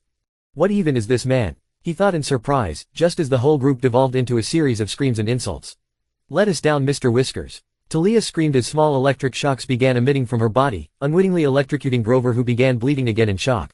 Even though the electricity wasn't painful, it still felt uncomfortable. Come on man, this is embarrassing, Luke complained and kicked at the blonde man's side to force him to let go. To no avail however as the boy. Sweet little Annabeth was having the time of her life as she spread her arms and imitated an airplane. This is how the best father ever rolls kiddos. Bahahaha. The man laughed, heedless of their protests, and adjusted his so as to not smush the three riding on him together. He walked forward with a grin, whistling a jaunty tune that accompanied his charge's complaints and further irritated them. Meanwhile, with Zetsu. The younger Uzumaki, in his disguised form, walked little ways behind the rest of the travelers. He had been thankful for his pop's distraction, it kept the man from interfering with his current business. Mainly, an alert by one of his clones. And that's pretty much what happened. A voice eerily similar to Zetsu's own, spoke within his mind. I see, so the bratty goddess is getting suspicious, thanks for the info Z534, continue your mission, the original Zetsu answered his clone. Asu, original, said the clone sent the equivalent to a mental salute, before cutting the connection with his creator. Said Zetsu was left to stew in his own thoughts, his visage not betraying the troubled state his mind was in. Goddamn it Pops, I knew I should have prevented you from making these graves. Now our cover is jeopardized. The younger Uzumaki thought angrily to himself as he racked his brain for an answer to this new development. Before he could start planning another counter-espionage mission, though a new but familiar voice echoed through his mind, Is this a bad time? Hestia's soothing voice echoed through his mind, instantly relaxing the Uzumaki. Big C I mean Hestia. No, nothing big's going on, what do you want? Zetsu internally cursed himself for letting the nickname slip again, before attempting to save face. Well, Zetsu instantly recalled his first discussion with his goddess, and how similarly nervous his own clone had acted. He feared the worst. Please tell me it's nothing bad, the younger immortal almost begged for the sake of his own peace of mind. There's the deity was interrupted by a new intruder to the conversation. Oh my, is this the Zetsu boy you talked about? And he's calling you big sis. Oh that is so precious. A more mature and melodious voice resounded. This understandably alarmed the Uzumaki lad. What? Oi, Hestia, is my head a frickin' public park now? Are you inviting strangers? He caught himself from swearing when he felt not one, but two mental images of a disapproving frown and a bar of soap. Curse his clones and their shared memories. He could still feel the taste of that surfactant abomination on his tongue. Well, I wouldn't say she's a. Hestia attempted to calm down the irritated spy but was once again cut off. I'm no stranger, little one. The stranger attempted to introduce herself before Zetsu blew a gasket. Don't call me a little. He mentally yelled, his disguised face on the outside even reddening in embarrassment and anger. Mom, please. Zetsu's sensitive about his height. The goddess pleaded. I am not. Wait. Mom, said the young man, startled by the revelation. Hestia's mother. Mother of the Olympians. Mother Rhea. Titan Queen Rhea. That Rhea. Ahem, if I may interject, as if to confirm his inquiries, said Titaness spoke up.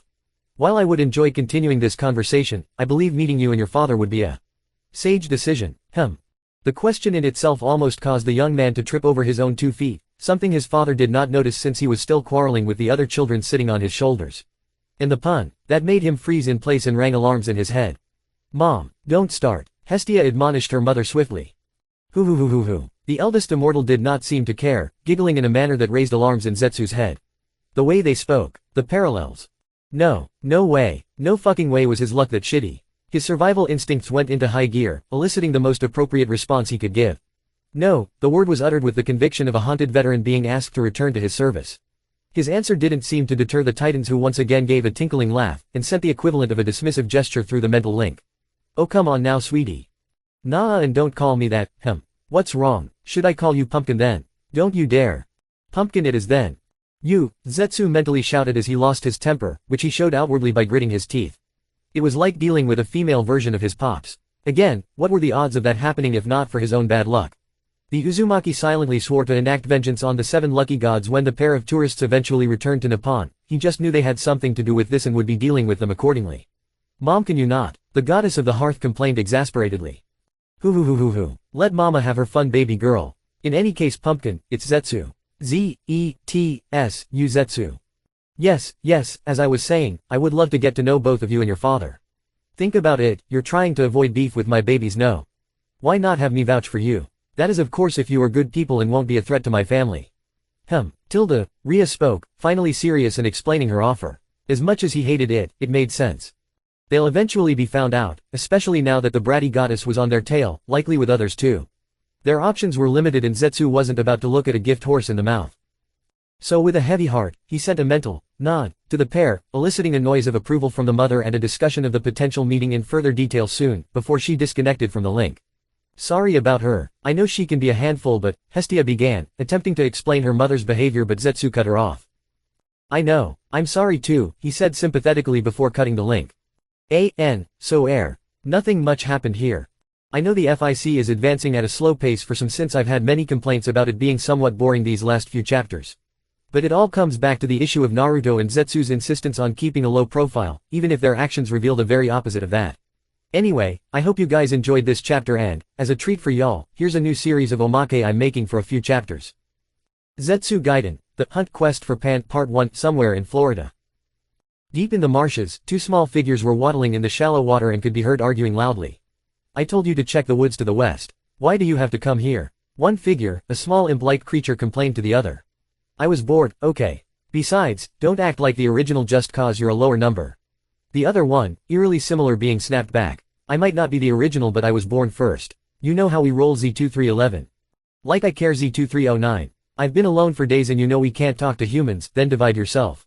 You got the chakra. But not the biomass. Moron. The younger Zetsu screamed at his senior while poking his small chest. Who are you calling a moron? Dumbass. The older Zetsu slapped the finger and pushed his junior away. Who are you calling a dumbass? Ugly. The junior shoved his senior back, sending the clone stumbling back. We got the same face, stupid, but I guess you must be one of the defective ones. The older Zetsu angrily retorted and ran to meet his fellow clone with a fist raised. Why you? Before the two could come to blows, the water in front of them abruptly exploded as a massive 15-foot alligator emerged, jaws open wide, intent on gobbling the 2 smaller creatures up. The 2 Zetsus briefly looked at each other, then at the approaching predator. 2 minutes later, munch. Stop hogging all the meat, I need it more than you do, the younger Zetsu complained to his senior, who munched on one of their victim's legs. It was an almost comical sight to the outside observer, for 2 3-foot-tall gremlins were dragging a massive beast 5 times their size, more specifically the largest one of its kind, one. It would have been funnier had the two not displayed horrific table manners by simply tearing off the gator's flesh, hard scales included from its body with sharp claws, and munched on it casually. Yeah, so anyway, did you find a lead? The senior ignored the complaint and got down to business. Munch. No, not really, it's like Z1025 said, a bunch of pools of natural energy are all over the country, but they keep popping up and out from various locations, the junior said plainly, shrugging his shoulders as he went on. Any pattern for him? The older clone asked. Z342 through 50 are working on it, the younger clone answered. Munch. We need to find that guy, Z2311 whined. Yeah, not at Z2309 his head. Quote. This stuff's good, wanna hunt more of 'em. Took the words right out of my mouth, chapter 14. Oi, Gobi. Wadea want, bastard, what's this I hear about you leaving? Quote. Well, are you going to say something? Hey, what do you want me to say? Something like the reason you're being a moron. You got their respect, your dream is almost in hand. So why throw it away now? I never said I was throwing it away, it's just. This war made me realize. I still think like a kid sometimes. I've never really seen the world and just understood how it all works. Maybe in a few years, I can come back and claim the hat. I told Kakashi-sensei to warm me the seat by then. Besides, I'm still young, ya know. No way am I gonna spend my youth in a cramped little office signing papers. Bahahaha. Hey, only you Naruto. Hey. I heard about Hinata. Yeah, don't get me wrong, she's a nice gal, I just don't feel ready to settle down yet. Maybe after I come back. Don't say it, I already told her to move on. I don't want her holding out hope like that, And you call me a bastard. Shut up, Sasuke. A conversation between soul brothers.